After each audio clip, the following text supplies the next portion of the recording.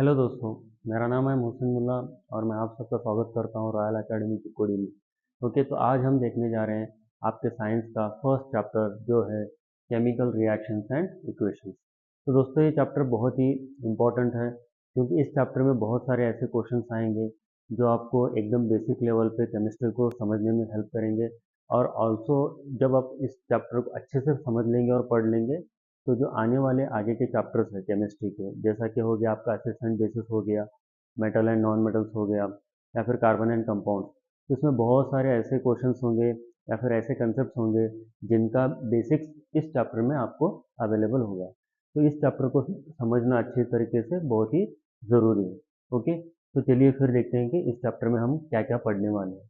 Okay, तो जैसा कि आप देख सकते हैं कि इस चैप्टर का जो नाम है chemical reactions and chemical equations है। तो यहाँ पे केमिकल रिएक्शंस का थोड़ा सा हम मतलब समझने की कोशिश करते हैं। जैसा कि आपके एनसीईआरटी टेक्स्ट बुक में भी दिया गया है कि हमारे सराउंडिंग्स में बहुत सारे प्रोसेसेस होते हैं। जैसे कि समझ लो आपने घर पे जो है दूध का ओपनली ऐसे ही छोड़ दिया, तो कुछ समय के बाद में क्या हो जाएगा, तो शाम में आप जब आप फिर जाके चेक करेंगे तो दूध जो है वो फटा हुआ मिलेगा। ओके, ऐसे ही जब आप खाना खाते हैं तो खाना हमारे पेट में जाने के बाद में, स्टमक में जाने के बाद में डाइजेस्ट हो रहा है, तो ये भी एक टाइप का प्रोसेस है। तो हमारे सराउंडिंग्स में ऐसे बहुत सारे प्रोसेसेस होते हैं, समझिए जैसे कि आपने कुछ आयरन का मटेरियल जो है वो बाहर रखा हुआ है, तो कुछ समय के बाद में क्या हो जाएगा, तो उसके ऊपर एक ब्राउन कलर का कोटिंग आने लगेगा। तो ये ब्राउन कलर का कोटिंग क्यों आता है, तो एक प्रोसेस हो रहा है जिसको हम बोलते हैं रस्टिंग। तो ये भी क्या है, एक टाइप का प्रोसेस है। तो यहाँ पे बहुत सारे प्रोसेसेस होते रहते हैं हमारे सराउंडिंग्स में, जिनको कि हम बोल सकते हैं कि एक तरह से केमिकल रिएक्शंस है। ओके, तो भी केमिकल रिएक्शन में बेसिकली होता क्या है, तो हम यहाँ पे आगे जाके अच्छे से समझने वाले हैं। बहुत सारे एक्टिविटीज़ भी दिए गए हैं आपके एनसीईआरटी टेक्स्ट बुक में जो आपको बहुत ही अच्छी तरह से समझने में हेल्प करेंगे कि कौन सा प्रोसेस किस तरह से होता है और आप किस तरह से उसको समझ सकते हैं। ठीक है, तो यहाँ पे केमिकल रिएक्शंस में हम क्या देखने वाले हैं, तो हम देखने वाले हैं कि जब भी कोई एक केमिकल रिएक्शन होता है तो कुछ ना कुछ एक चेंज होता है। तो हम उसको आइडेंटिफाई कैसे करेंगे कि जो केमिकल रिएक्शन है वो हुआ है। तो यहाँ पे आइडेंटिफाई करने के लिए हमारे पास में चेंज इन स्टेट हो सकता है, चेंज इन कलर हो सकता है, या फिर एवोल्यूशन ऑफ गैस हो सकता है, या फिर जो टेम्परेचर होता है प्रोसेस होने के बाद में उसका टेम्परेचर भी इंक्रीज हो सकता है। ठीक है, तो एक सिंपल एग्जांपल आप यहाँ पे समझ सकते हैं कि जब भी हम कार्बन को बर्न करते हैं या फिर कोल को बर्न करते हैं, तो कोल का burning is also one type of chemical reaction. तो जब कोल को बर्न करते हैं तो होता क्या है, तो आप ऑब्जर्व कर सकते हैं कि वहाँ पे हीट प्रोड्यूस होता है, तो यहाँ पे टेम्परेचर का इंक्रीज होना, तो वो क्या दर्शाता है कि यहाँ पे केमिकल रिएक्शन हुआ है। ओके, वैसे ही बहुत सारे और रिएक्शंस होते हैं जहाँ पे अलग अलग चेंजेस हो सकते हैं। तो यहाँ पे स्टेट का चेंज हो सकता है। स्टेट का चेंज होना मतलब क्या, सॉलिड से गैस हो सकता है या फिर लिक्विड हो सकता है, तो इस टाइप का भी चेंजेस हो सकता है। ठीक है, तो अभी हम आगे जाने के बाद में इसको अच्छे से देखेंगे कि क्या क्या चेंजेस हो सकते हैं। बहुत सारे एक्टिविटीज़ हैं वो हमको हेल्प करेंगे उसको समझने में। तो उसके बाद में हम समझेंगे कि केमिकल इक्वेशन किसको बोलते हैं। जो केमिकल रिएक्शन होता है तो एक डिस्क्रिप्शन होता है, जो प्रोसेस हो रहा है ना उसका एक वर्ड में डिस्क्रिप्शन होता है, उसी को जब हम सिंबल में और एक मैथमेटिकल फॉर्म के जैसे रिप्रेजेंट करते हैं तो उसको हम बोलेंगे केमिकल इक्वेशन। अब केमिकल इक्वेशन में हमको क्या देखना ज़रूरी है, यहाँ पे हमको देखना ज़रूरी है कि जो केमिकल इक्वेशन बना है वो बैलेंस्ड है क्या नहीं है। ठीक है, उसके साथ में जो बहुत सारे सब्सटेंसेस होते हैं उसके अंदर जो अपने आप को एक फॉर्म से दूसरे फॉर्म में चेंज करते रहते हैं, तो उसका स्टेट भी हमको मेंशन करना इंपॉर्टेंट होता है। तो ये सारी चीज़ें हम देखेंगे केमिकल इक्वेशन में। तो उसके बाद में जाके फिर हम चेक करेंगे कि केमिकल जो रिएक्शंस होते हैं वो कितने टाइप के हो सकते हैं, तो किस किस टाइप के रिएक्शंस हम यहाँ पे देख सकते हैं। तो यहाँ पे बहुत सारे टाइप के रिएक्शंस आप देखने वाले हो, तो जिसमें यहाँ पे कॉम्बिनेशन रिएक्शन हो गया, डिकम्पोजिशन रिएक्शन हो गया, displacement reaction, double displacement reaction, और उसके साथ में एक बहुत ही इंपॉर्टेंट रिएक्शन होता है जिसको हम बोलते हैं ऑक्सीडेशन एंड रिडक्शन रिएक्शन। तो इसमें ऑक्सीडेशन एंड रिडक्शन रिएक्शन में बेसिकली होता क्या है कि यहाँ पे ऑक्सीजन के साथ में जो रिएक्शन होता है तो उसकी वजह से कुछ चेंजेस आ जाते हैं सब्सटेंस में, तो ये हमारे डे टू डे लाइफ में भी बहुत ज़्यादा अफेक्ट करता है। तो इसके बारे में थोड़ा सा डिटेल से यहाँ पे दिया गया है, तो वो हम समझेंगे। इफेक्ट्स ऑफ ऑक्सीडेशन रिएक्शन, फिर उसमें एक चीज़ आता है रैंसिडिटी। ओके, तो रैंसिडिटी का मतलब क्या है कि जो हम घर पे खाना वगैरह बनाते हैं तो कुछ समय के बाद में वो क्या होता है, खराब होना स्टार्ट हो जाता है, तो उसी को हम क्या बोलते हैं, रैंसिडिटी होते हैं। ये खराब होना क्यों होता है, तो ये इसकी रीज़न होता है इसका मेन रीज़न जो होता है, मेन कारण जो रहता है वो होता है ऑक्सीडेशन। ठीक है, ये हम अच्छे से समझेंगे जब उस टॉपिक पे हम पहुंचेंगे। ठीक है, तो ओवरऑल हम यहाँ पे क्या समझने वाले हैं, जो प्रोसेसेस होते हैं उनको हम केमिकल रिएक्शंस बोलेंगे, और वो बहुत ही अलग अलग टाइप के भी हो सकते हैं, तो उनको हम डिटेल में यहाँ पे देखेंगे। ठीक है, चलिए फिर एक सारे के सारे चीज़ों को हम अच्छे से यहाँ पे देखने का स्टार्ट करते हैं, तो क्या क्या दिया हुआ है। तो अभी यहाँ पे देखिए, changes are like permanent changes, temporary changes, natural changes, artificial changes. मतलब कोई भी चीज़ अगर जो एग्जिस्ट कर रही है, तो उसका अगर कुछ चेंज हो रहा है, तो कभी कोई प्रोसेस हो रहा होता है। ठीक है, तो कभी कभी क्या होता है कि फिजिकल चेंज भी होता है और कभी कभी केमिकल चेंज भी होता है। तो यहाँ पे हम जो बात करने वाले हैं, तो बेसिकली क्या है कि केमिकल चेंज के बारे में बात करने वाले हैं, तो फिजिकल चेंज के बारे में हम यहाँ पे डिस्कस नहीं करेंगे। ठीक है, तो अभी फिजिकल चेंज में क्या हो सकता है, जैसा कि आप 9th स्टैंडर्ड में जब थे, तो वो आपने अच्छे से इसको समझ लिया है कि यहाँ पे जो मेल्टिंग होता है, आइसक्रीम का मेल्ट होना, या फिर जो सॉलिड पेपर होता है तो उसके पीस पीस होना, या फिर यहाँ पे बॉइलिंग का होना, या फिर चॉपिंग का होना, इन सबको हम क्या बोलेंगे, इन सबको बोलेंगे फिजिकल चेंजेस। लेकिन कुछ चेंजेस ऐसे होते हैं जिसमें केमिकल चेंज होता है, मतलब जो ओरिजिनल सब्सटेंस रहता है वो अपनी प्रॉपर्टीज को कंप्लीटली खो देता है, तो नए टाइप के प्रॉपर्टीज आ जाते हैं, जैसे कि यहाँ पे कंबशन का होना, मतलब जो वुड है, ओके, तो ये बर्न होने के बाद में ऐश बन जाता है, तो वापस हम उससे वुड नहीं बना सकते, तो ये केमिकल चेंज हो गया। ठीक है, तो यहाँ पे जो भी फ्रूट्स वगैरह होते हैं, तो उनका क्या होता है, कुछ समय के बाद में उनमें खराबी आने का स्टार्ट होता है, तो जो यहाँ पे राइपनिंग हो गया या फिर उनका डिकम्पोजिशन हो गया, ये भी क्या दर्शाता है, एक टाइप का केमिकल चेंज को दर्शाता है। ठीक है, तो कोई भी एक आयरन का जो इक्विपमेंट रहता है, अगर वो आप लोगों ने कहीं पे बाहर छोड़ा हुआ है, तो कुछ समय के बाद में आप देख सकते हैं कि उसके ऊपर ब्राउन कलर के यहाँ पे कुछ पैचेस या कोटिंग बनना स्टार्ट हो जाता है, तो ये क्या दिखाता है कि जो ओरिजिनल आयरन था उसमें कुछ चेंजेस आ गए, तो यहाँ पे केमिकल चेंज हो रहा है। तो उसी तरह से यहाँ पे स्टमक के अंदर जब हम खाना खाते हैं, तो अलग फॉर्म में होता है, लेकिन जब स्टमक में जाता है तो वहाँ पे बहुत सारे उसके ऊपर केमिकल्स एक्ट करते हैं, और उसको डाइजेस्ट करके अलग फॉर्म में कन्वर्ट करते हैं, जो हमको एनर्जी के लिए रिक्वायर्ड होता है, बहुत सारे न्यूट्रिएंट्स और एनर्जी उसमें से हम ऑब्टेन करके लेते हैं। ठीक है, तो यहाँ पे देखिए, तो एक सिंपल सा डेफिनेशन है, तो वैसे तो बहुत सारे डेफिनेशन होंगे केमिकल रिएक्शन का, कोई एक डेफिनेशन ऐसा फिक्स नहीं है। ठीक है, तो हम ऐसे भी बोल सकते हैं कि कोई जो प्रोसेसेस है जिसके अंदर नए सब्सटेंसेस का फॉर्मेशन होता है, जिनके प्रॉपर्टीज जो है वो पहले के सब्सटेंसेस से बिल्कुल ही अलग होते हैं, तो ये एक तरह से हम ऐसे भी बता सकते हैं। या फिर यहाँ पे क्या बोल सकते हैं कि breaking and making of bonds between different atoms produce new substances is called as chemical reaction. तो एकदम सिंपल वे में अगर आप बोलना चाहें कि केमिकल रिएक्शन में होता क्या है, तो यहाँ पे breaking and making of bonds होता है, making and breaking of bonds होता है।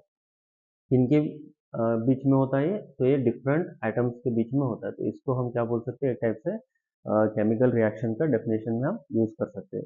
ठीक है, तो इसमें इससे क्या होता है कि नए टाइप के प्रोडक्ट्स बनते हैं। ठीक है, तो आगे जाके विद एग्जांपल्स हम इसको अच्छे से समझेंगे। ठीक है, तो अभी यहाँ पे आपको यही चीज़ों को अच्छे से समझने के लिए आपकी एनसीईआरटी में बहुत सारे एक्टिविटीज़ को दिया गया है। ठीक है, तो हम एक के बाद एक अलग अलग एक्टिविटीज़ को देखेंगे, और उनके जो ऑब्जर्वेशंस है, तो उनको हम फाइनली जो जो रिएक्शंस का जो डेफिनेशन दिया हुआ है, या फिर जो भी टाइप्स दिया हुआ है, तो उसके अकॉर्डिंगली समझने को हम कोशिश करेंगे। ठीक है, तो आप यहाँ पे देख सकते हैं कि when ever chemical change occurs a chemical reaction has taken place. तो यहाँ पे और एक सिंपल वे में आपको बताया कि किसको हम केमिकल रिएक्शन बोलेंगे, जहाँ पे भी केमिकल चेंज आया हुआ है, जिस प्रोसेस में केमिकल चेंज हुआ होगा, ऑकर हुआ होगा, तो उस प्रोसेस को हम क्या बोल सकते हैं, केमिकल रिएक्शन करके बोल सकते हैं। ठीक है, तो अभी यहाँ पे देखिए एक्टिविटी में दिया क्या गया है, तो जैसा कि आप मे भी आपके स्कूल में अगर आपने देखा होगा, तो मैग्नीशियम रिबन, एक मेटल का एक रिबन होता है। ठीक है, इस मैग्नीशियम रिबन को जो है हम बर्न कर सकते हैं, तो जब इसको हम बर्न करते हैं तो ये क्या होता है, तो इसका एक नया सब्सटेंस क्रिएट होता है, जिसको हम बोलेंगे मैग्नीशियम ऑक्साइड। ठीक है, तो वही एक्टिविटी आपको यहाँ पे दिया गया है, तो इसको करना क्या है, तो आपको लेना है एक मैग्नीशियम का रिबन, ओके, 3 से 4 सेंटीमीटर का, फिर आपको चाहिए उसको बर्न करने के लिए बर्नर चाहिए। ठीक है, तो कोई स्प्रिट लैंप हो सकता है, या फिर कुछ और टाइप का बर्नर यूज़ कर सकते हैं। ठीक है, तो उसको होल्ड करने के लिए आपको क्या चाहिए, एक किसी तरह का होल्डर चाहिए, जिसको टोंग बोलते हैं। फिर उसके साथ में जो उसके बर्न होने के बाद में जो सब्सटेंस प्रोड्यूस होगा, उसको कलेक्ट करने के लिए आपको चाहिए एक नॉन रिएक्टिव टाइप का मटेरियल, जो हो सकता है कि सिरामिक का हो, चाइना ग्लास हो, ठीक है, तो ऐसा कोई भी कंटेनर यहाँ पे ले सकते हो, जैसा कि आप यहाँ पे देख सकते हो।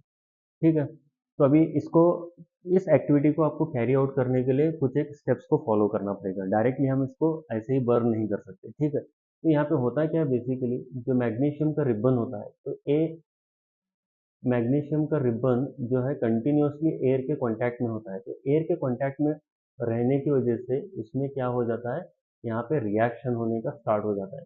तो जो भी यहाँ पे एयर में प्रेजेंट ऑक्सीजन रहता है, ये क्या करता है, तो मैग्नीशियम के साथ में रिएक्ट करके एक लेयर बनाता है। तो ये लेयर कौन सा होता है, यहाँ पे मैग्नीशियम ऑक्साइड का एक लेयर बनाता है। जब ये मैग्नीशियम ऑक्साइड के लेयर से ये जो रिबन है, अगर ये पूरी तरह से कवर्ड है, तो फिर ये वापस जो मैग्नीशियम है ये O2 के साथ रिएक्ट नहीं करेगा। क्यों? क्योंकि इसके बीच में अब क्या आ रहा है, यहाँ पे मैग्नीशियम ऑक्साइड का लेयर आ रहा है। तो फिर इसको हम अभी अगर चाहें कि बर्न करना है, तो आसानी से हम बर्न नहीं कर सकते, क्योंकि यहाँ पे मैग्नीशियम ऑक्साइड का लेयर क्या है, ये ऑक्सीजन के साथ में उसको रिएक्ट होने से टोटली रोक रहा है।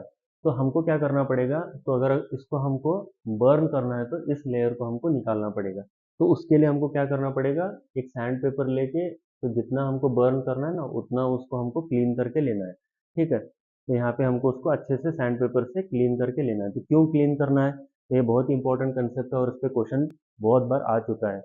ठीक है, तो यहाँ पे जो भी मैग्नीशियम रिबन होता है, उसके ऊपर एक मैग्नीशियम ऑक्साइड का लेयर होता है। उस मैग्नीशियम ऑक्साइड के लेयर को रिमूव करने के लिए हमको उसको सैंड पेपर से रब करना होता है। ठीक है, तो जब रिमूव करने के बाद में मैग्नीशियम मेटल जो है वो एक्सपोज हो जाता है और ये ऑक्सीजन के साथ में रिएक्ट होने के लिए रेडी रहेगा। और जैसे ही हम इसको बर्न करेंगे, तो वो एयर की प्रेजेंस में या फिर ऑक्सीजन की प्रेजेंस में बहुत ही अच्छे से बर्न होना स्टार्ट हो जाएगा। ठीक है, तो इसको क्लीन करना है। उसके बाद में hold it with a pair of tongs, burn it using split lamp और एनी बर्नर। तो यहाँ पे और एक चीज इंपॉर्टेंट है कि जब ये बर्न होगा, तो ये बर्न होने के टाइम पे एक एक स्पेशल टाइप का फ्लेम प्रोड्यूस करेगा। ठीक है, तो उस फ्लेम को बोलते हैं dazzling dazzling white flame. Okay, तो डैजलिंग व्हाइट फ्लेम। ठीक है, इसको भी आपको याद रखना जरूरी है। ठीक है, व्हाइट डैजलिंग फ्लेम के साथ में बर्न करें, मतलब इसका जो कलर रहेगा इतना ब्राइट व्हाइट रहेगा कि आप इसको डायरेक्टली देख नहीं पाएंगे। ठीक है, तो इस तरह के फ्लेम के साथ में बर्न होगा। और जब बर्न होगा, तो इसमें से एक जो सब्सटेंस प्रोड्यूस होगा, मतलब जो एशेस के जैसा दिखेगा, तो उस सब्सटेंस का नाम क्या है, मैग्नीशियम ऑक्साइड। तो ये बर्न होने के बाद में क्या प्रोड्यूस करेगा, यहाँ पे मैग्नीशियम ऑक्साइड को प्रोड्यूस करेगा। अब यहाँ पे हमको ऑब्जर्व क्या करना है कि जब हमने मैग्नीशियम का मेटल लिया था, तो उसका तो स्टेट जो था सॉलिड था।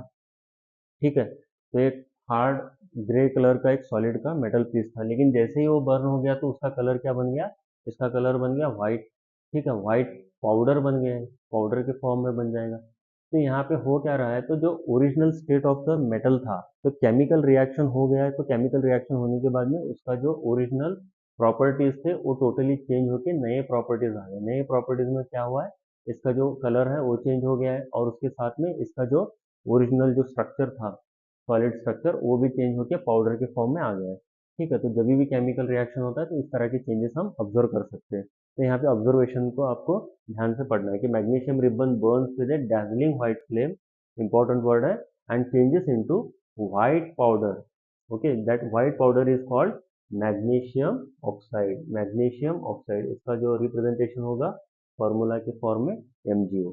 ठीक है, तो ये पहला एक्टिविटी के थ्रू आपको समझ में आया कि एक टाइप का रिएक्शन हो सकता है, जिसमें अगर आप इसको रिप्रेजेंट करना चाहें, तो भी हम इसको अच्छे से रिप्रेजेंट कर सकते हैं। ठीक है, तो इसमें होगा क्या, तो हमने मैग्नीशियम लिया और इसको ऑक्सीजन के साथ में रिएक्ट किया, और इसने क्या प्रोड्यूस किया, मैग्नीशियम ऑक्साइड प्रोड्यूस किया। ठीक है, तो आगे जाके आप इसको अच्छे से देखेंगे। अभी के लिए मैंने जस्ट आपको स्टार्टिंग में बता दिया कि ऐसे भी रिएक्शन होता है। तो दूसरा एक्टिविटी जो आपको दिया हुआ है, तो और एक एक्टिविटी यहाँ पे दिया हुआ है, जिसमें आपको दो लिक्विड्स यूज करना है। तो यहाँ पे करना क्या है, बेसिकली आपको देखिए, तो ये रिएक्शन होगा between lead nitrate solution and potassium iodide solution. तो आपको करना क्या है कि यहाँ पे एक लेड नाइट्रेट का सोल्यूशन लेना है।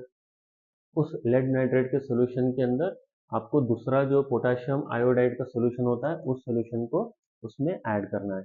तो इसके बाद में जो होता है, आप यहाँ पे देख सकते हैं, तो यहाँ पे जो है वो लेड नाइट्रेट का सोल्यूशन है। ठीक है, तो ये क्या है, आपका लेड नाइट्रेट है। तो इसमें जो ऐड किया जा रहा है वो क्या है, यहाँ पे पोटाशियम आयोडाइड को ऐड किया जा रहा है। तो जैसे ही इसके अंदर पोटेशियम आयोडाइड को ऐड किया गया, तो यहाँ पे आप देख सकते हैं कि जब ऐड हो रहा है तो इसका कलर क्या है, क्लियर है। ओके, और इसका भी कलर क्या है, क्लियर है। लेकिन जैसे ही इस केमिकल को, इस लिक्विड को इसमें ऐड किया गया, तो आप देख सकते हैं कि यहाँ पे कलर चेंज हो रहा है। तो जो कलर चेंज हो रहा है, ये क्या दर्शा रहा है आपको कि यहाँ पे केमिकल रिएक्शन हो रहा है। तो ये जो केमिकल रिएक्शन हो रहा है, ये एक टाइप का केमिकल रिएक्शन होता है, जिसको हम बाद में जाके समझेंगे कि किस टाइप का है। तो यही एग्जांपल आपको टाइप्स ऑफ केमिकल रिएक्शंस में भी और एक बार देखना होगा। तो अभी यहाँ पे सिर्फ आप ऑब्जर्व करिए कि यहाँ पे चेंज ऑफ कलर हो रहा है, ठीक है। तो यहाँ पे येलो कलर का कुछ सब्सटेंस बन रहा है।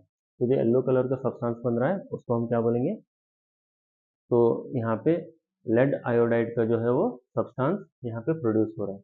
तो येलो कलर का जो है लेड आयोडाइड का सब्सटेंस प्रोड्यूस हो रहा है, ठीक है। तो इसको हम बोलेंगे लेड आयोडाइड, ठीक है। तो येलो कलर का लेड आयोडाइड का एक सब्सटेंस यहाँ पे प्रोड्यूस हो रहा है, ठीक है। तो आपको करना क्या है, लेड नाइट्रेट सोल्यूशन लेना है टेस्ट ट्यूब में, और उसमें पोटेशियम आयोडाइड सोल्यूशन को ऐड करना है धीरे से। फिर आपको दिखेगा येलो कलर का जो सॉलिड एक फॉर्म हो रहा है, मतलब दोनों भी लिक्विड है लेकिन एक सब्सटेंस सॉलिड फॉर्म में बन जा रहा है, ठीक है। तो जो सॉलिड फॉर्म में बन जा रहा है इसको हम बोलेंगे पीपीटी। ये बाद में वापस से आपको पीपीटी के रिएक्शन में भी आएगा। तो यहाँ पे आप देख सकते हैं कि येलो पीपीटी भी बोलते हैं, yellow PPT of lead iodide, PbI2। Okay, PbI2 बन रहा है। ओके, तो फिर एक्टिविटी 3 में क्या दिया है देखिए, तो फॉर्मेशन ऑफ हाइड्रोजन गैस। तो यहाँ पे फॉर्मेशन ऑफ, तो एवोल्यूशन ऑफ गैस के लिए भी एक आपको एक्टिविटी दिया है, by the action of dilute sulphuric acid on zinc granules. तो यहाँ पे एक एसिड को लेना है और एक दूसरा जो है मेटल को लेना है। तो जब एक एसिड और मेटल को हम रिएक्ट करेंगे तो हम देखेंगे कि यहाँ पे एक गैस प्रोड्यूस होगा। तो जो गैस प्रोड्यूस होगा उसका नाम क्या है, हाइड्रोजन गैस। तो यहाँ पे एक H2 गैस प्रोड्यूस होगा।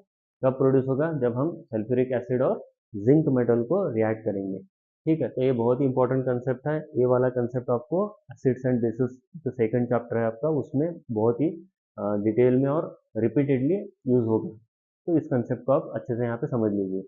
तो इसमें करना क्या है, तो यहाँ तो बेसिकली एक एक्टिविटी आपको ऑब्जर्व करना है कि आपको एक एक फ्लास्क लेना है, कोनिकल फ्लास्क। इसमें यहाँ पे बॉटम में आपको क्या करना है, तो जिंक ग्रैन्यूल्स लेना है, और इसके अंदर जो है आपको एसिड ऐड करना है, तो सल्फ्यूरिक एसिड ऐड करना है। तो जैसे ही आप सल्फ्यूरिक एसिड ऐड करेंगे तो यहाँ पे रिएक्शन होना स्टार्ट होगा। तो आप देख सकते हैं कि यहाँ पे क्या हो गया, बबल्स फॉर्मेशन होंगे। तो यहाँ पे जो बबल्स फॉर्मेशन है, तो ये बबल्स का फॉर्मेशन आपको इंडिकेट करेगा कि यहाँ पे क्या हो रहा है, हाइड्रोजन गैस का एवोल्यूशन हो रहा है। तो यहाँ पे हाइड्रोजन गैस जो है वो इवॉल्व हो रहा है। तो इसको टेस्ट करने के लिए भी आप चेक कर सकते हैं। तो अगर आप बोल रहे हो कि यहाँ पे हाइड्रोजन गैस आ रहा है, तो हाइड्रोजन गैस जब आ रहा है तो यहाँ पे होना क्या चाहिए कि ये क्या करेगा, जब भी हम इसके इसके नियर कैंडल को लेके जाएंगे या फिर कुछ फ्लेम को लेके जाएंगे, तो ये पॉप साउंड के साथ में बर्न होगा। ओके, पॉप साउंड के साथ में क्या होगा, बर्न करेगा, ठीक है। पॉप साउंड के साथ में बर्न करेगा। तो ये इंडिकेट करता है कि यहाँ पे हाइड्रोजन गैस का एवोल्यूशन हुआ है, ठीक है। तो यहाँ पे take a few zinc granules in a conical flask और test tube, add dilute hydrochloric acid और सल्फ्यूरिक एसिड, कोई भी एसिड ऐड कर सकते हैं। तो we observe that hydrogen gas is evolve, तो हाइड्रोजन गैस इज इवॉल्व, ठीक है। तो अभी जो एक्टिविटीज यहाँ पे हमने यहाँ पे देखा, तो इन एक्टिविटीज के थ्रू हमको समझ में आया कि यहाँ पे क्या हो रहा है, जब गैस इवॉल्व हो रहा है तो भी यहाँ पे कोई रिएक्शन हो रहा है, जब कलर चेंज हो रहा है तब भी कोई रिएक्शन हो रहा है, जब स्टेट भी चेंज हो रहा है तो तब भी कोई रिएक्शन हो रहा है, ठीक है। तो इसी के साथ में जब ये रिएक्शन हो रहा होगा, तो अगर आप इसको हल्का सा टच करेंगे, तो इस सरफेस को अगर आप टच करेंगे तो यहाँ पे आप you can experience that the surface of the flask is hot. तो ये क्या हुआ रहेगा, बहुत ही ज़्यादा गर्म हुआ रहेगा। तो ये गर्म होने का भी इंडिकेशन क्या है, चेंज इन टेम्परेचर। तो यहाँ पे क्या हुआ है, चेंज इन टेम्परेचर। तो आप इन एक्टिविटीज के थ्रू एक चीज क्लियरली समझ गए कि जब भी रिएक्शन होगा कुछ चेंजेस होते हैं जिनको हम ऑब्जर्व कर सकते हैं क्लियरली, ठीक है। तो यहाँ पे वही चीज को अब यहाँ पे डिटेल में दिया गया है। The following observation help us to determine whether a chemical reaction has taken place or not. तो अगर जब भी हम बोल रहे हैं कि कोई केमिकल रिएक्शन हुआ है, तो इन इन जो कैरेक्टरिस्टिक्स है केमिकल रिएक्शन की, इनमें से कुछ ना कुछ एक ऑब्जर्वेशन आपको होना चाहिए। तो क्या हो सकता है, चेंज इन स्टेट हो सकता है, सॉलिड से लिक्विड, लिक्विड से गैस, ऐसा कुछ भी हो सकता है, ठीक है। चेंज इन कलर, तो अभी हमने देखा कि जो क्लियर सॉल्यूशन था, तो वहाँ पे लेड आयोडाइड बन गया। तो लेड आयोडाइड का कलर क्या था, येलो कलर था। तो ये भी एक रिएक्शन हुआ यहाँ पे। फिर एवोल्यूशन ऑफ गैस, तो एवोल्यूशन ऑफ गैस में हमने देखा कि जब जिंक और H2SO4 या फिर HCl के साथ में रिएक्शन हुआ तो यहाँ पे H2 गैस का एवोल्यूशन हुआ था, तो H2 गैस का एवोल्यूशन हुआ था। ठीक है, तो नॉट ओनली दिस, तो यहाँ पे और एक आप रिएक्शन समझ सकते हैं कि जब हम कार्बन को या फिर कोल को बर्न करते हैं, ऑक्सीजन के साथ में रिएक्ट करते हैं, तो क्या प्रोड्यूस होगा? तो यहाँ पे प्रोड्यूस होता है CO2 प्लस हीट। अभी जो CO2 आपका होता है तो ये किस फॉर्म में होगा? गैसियस फॉर्म में। तो यहाँ पे आप देख सकते हैं कि जो कार्बन है वो कोल है, कोल कैसा होगा? सॉलिड फॉर्म में होगा, ठीक है, और एक गैसियस फॉर्म में होगा, और यहाँ पे जो प्रोडक्ट बना है वो गैसियस फॉर्म में बना है। यहाँ पे क्या हुआ है? टेम्परेचर इंक्रीज हुआ है, तो ये भी आप समझ सकते हैं। तो इस एवोल्यूशन ऑफ गैस भी हो गया, इंक्रीज इन टेम्परेचर भी हो गया, और एक सॉलिड से गैसियस स्टेट भी हो गया। ठीक है, तो इस तरह से आप समझ सकते हैं। उसके बाद में यहाँ पे चेंज इन टेम्परेचर, तो कोई भी रिएक्शन जब होता है तो वहाँ पे थोड़ा ना थोड़ा चेंज इन टेम्परेचर होता ही होता है, तो वो भी one of the important characteristics है किसी भी रिएक्शन को हुआ या नहीं हुआ है, हम अगर डिटरमाइन करना चाहते हैं। आई होप आपको ये सारी चीज़ें जो कैरेक्टरिस्टिक्स ऑफ या फिर how to determine whether a reaction has taken place or not, check करने के लिए जो डिफरेंट चीज़ें हैं आपको समझ में आ गई। तो चेंज इन स्टेट समझना होगा, या फिर चेंज इन कलर को हमको ऑब्जर्व करना होगा, या फिर एवोल्यूशन ऑफ गैस को देखना होगा, या फिर इंक्रीज इन टेम्परेचर या फिर डिक्रीज इन टेम्परेचर भी होता है कभी कभी, उसको भी देखना होगा। ठीक है, तो चलिए फिर देखते हैं कि अगला टॉपिक क्या है। तो अभी यहाँ पे हम जब बोल रहे हैं कि कोई केमिकल रिएक्शन हुआ है तो इसमें हो क्या रहा है कि इनिशियली कुछ एक सब्सटेंसेस होंगे, तो वो सब्सटेंसेस क्या हो जाएंगे? कन्वर्ट हो जाएंगे किसी और न्यू टाइप ऑफ सब्सटेंसेस में। फॉर एग्जांपल यहाँ पे आप समझ सकते हैं कि कोल था, कोल और ऑक्सीजन का जब रिएक्शन हुआ तो ये बन गया क्या? कार्बन डाइऑक्साइड गैस बन गया। ठीक है, तो ये ओरिजिनली कार्बन था, यहाँ पे ऑक्सीजन का एयर था, तो ये बन गया CO2 गैस, और यहाँ पे हीट प्रोड्यूस होगी। तो ये क्या है? एक इसको हम बोलेंगे केमिकल रिएक्शन है। तो इसमें लेफ्ट हैंड साइड में कुछ सब्सटेंसेस हैं और राइट हैंड साइड में भी कुछ सब्सटेंसेस हैं। ठीक है, अब जो लेफ्ट हैंड साइड में जो भी सब्सटेंसेस हैं जो रिएक्शन में इन्वॉल्व है, तो उनको हम क्या बोलेंगे? रिएक्टेंट्स बोलेंगे। इनको हम क्या बोलेंगे? रिएक्टेंट्स बोलेंगे। तो ये रिएक्शन के लेफ्ट हैंड साइड में होंगे, और यहाँ पे राइट हैंड साइड में जो न्यू प्रोडक्ट्स बनेंगे, न्यू टाइप ऑफ सब्सटेंसेस बनेंगे, उसको हम क्या बोलेंगे? उनको हम बोलेंगे प्रोडक्ट। जैसे CO2 क्या है? यहाँ पे प्रोडक्ट है। तो अभी और एक एग्जाम्पल आप समझ सकते हैं। समझिए कि आपने लिया हाइड्रोजन गैस और उसको रिएक्ट किया एयर के साथ में और ऑक्सीजन के साथ में। ठीक है, तो ये क्या प्रोड्यूस करेगा? ये प्रोड्यूस करेगा वाटर। तो वाटर किस फॉर्म में होगा? लिक्विड में होगा। तो यहाँ पे आप देख सकते हैं कि हमने गैसियस स्टेट को लिया और ये प्रोड्यूस क्या कर रहा है? वाटर को। ठीक है, तो ये भी एक आपको इंडिकेट कर रहा है कि यहाँ पे चेंज ऑफ स्टेट हुआ है। तो प्रोडक्ट्स अभी यहाँ पे देखिए, रिएक्टेंट्स क्या है? Reactants are the starting materials in chemical reaction, they undergo transformation to form the products. और प्रोडक्ट्स क्या है? Products are the substances formed as a result of chemical reaction, they are produced from the reactants. ठीक है,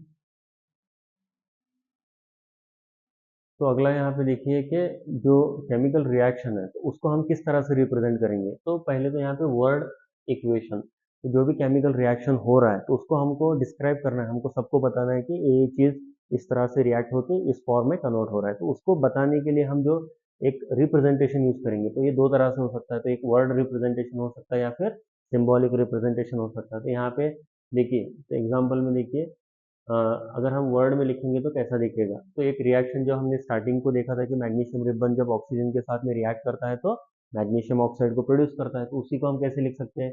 तो magnesium ribbon is burned in oxygen, it gets converted to magnesium oxide. इसको हम ऐसे लिख सकते हैं। और इसी को अगर हम सिंबॉलिकली रिप्रेजेंट करेंगे तो यहाँ पे जो मेन क्या यूज हुआ है? यहाँ पे मैग्नीशियम एक एक सब्सटेंस यूज हुआ है। ठीक है, ये क्या हो रहा है? ये बर्न हो रहा है, मतलब रिएक्ट हो रहा है। ये किसके साथ रिएक्ट हो रहा है? ऑक्सीजन के साथ में रिएक्ट हो रहा है। और रिएक्ट होने के बाद में क्या प्रोड्यूस कर रहा है? ये प्रोड्यूस कर रहा है मैग्नीशियम ऑक्साइड। तो इन्हीं को अगर हम एक सिंपल फॉर्म में अगर रिप्रेजेंट करेंगे तो यही क्या बनाएगा? वर्ड केमिकल इक्वेशन बनाएगा। तो यहाँ पे देख सकते हैं मैग्नीशियम को लिखा, फिर ऑक्सीजन को लिखा, magnesium react with oxygen to give magnesium oxide. तो इस तरह से हम लिख सकते हैं। तो अभी यहाँ पे मैग्नीशियम एंड ऑक्साइड क्या हो गए? रिएक्टेंट्स हो गए। मैग्नीशियम ऑक्साइड क्या हो गया? प्रोडक्ट हो गया। ठीक है, a word equation shows a change of reactants to products through an arrow. तो ये कैसे दिखाएंगे हम? एरो के मार्क से प्रोड्यूस हो रहा है ऐसा दिखाएंगे। The reactants are written on the LHS with plus sign between them, and products are written on the RHS with plus sign between them. ठीक है, ये तो बहुत ही सिंपल चीज़ है जो आपको आसानी से समझ में आएगी। ठीक है, तो अभी आगे जाके हम क्या देखने वाले हैं कि केमिकल इक्वेशंस का नेसेसिटी क्या है, और हम वही जो अभी वर्ड रिएक्शन था उसको हम किस तरह से रिप्रेजेंट कर सकते हैं। ठीक है, writing and balancing chemical equation. तो पहले तो हमको लिखना पड़ेगा केमिकल इक्वेशन। तो chemical equations represent the chemical reaction showing the reactants on the left hand and the product on the right hand side with N arrow. तो ये simple आपने जो रिप्रेजेंटेशन देखा। अब इसके बाद में जो नेसेसिटी होता है वो क्या होता है, बैलेंसिंग का। अब बैलेंसिंग का मतलब क्या है कि अगर आपने कुछ सब्सटेंस का एक अमाउंट में रिएक्टेंट्स के फॉर्म में लिया है और उसको आप रिएक्ट कर रहे हैं तो एक प्रोडक्ट बनेगा। तो प्रोडक्ट का भी जो अमाउंट होगा वो क्या होगा, जो टोटल रिएक्टेंट्स का अमाउंट है तो उसी के बराबर में आपके प्रोडक्ट का भी अमाउंट होना पड़ेगा। फॉर एग्जांपल अगर समझिए कि आपने लिया है, जस्ट बताने के लिए, आपने लिया है 10 यूनिट ऑफ यहाँ पे H2 गैस लिया है, और आपने लिया है वो समझिए कि 5 यूनिट ऑफ ऑक्सीजन गैस आपने लिया है। अब इन दोनों को आप जब रिएक्ट करेंगे तो यहाँ पे जो प्रोड्यूस होने वाला है वाटर प्रोड्यूस होगा।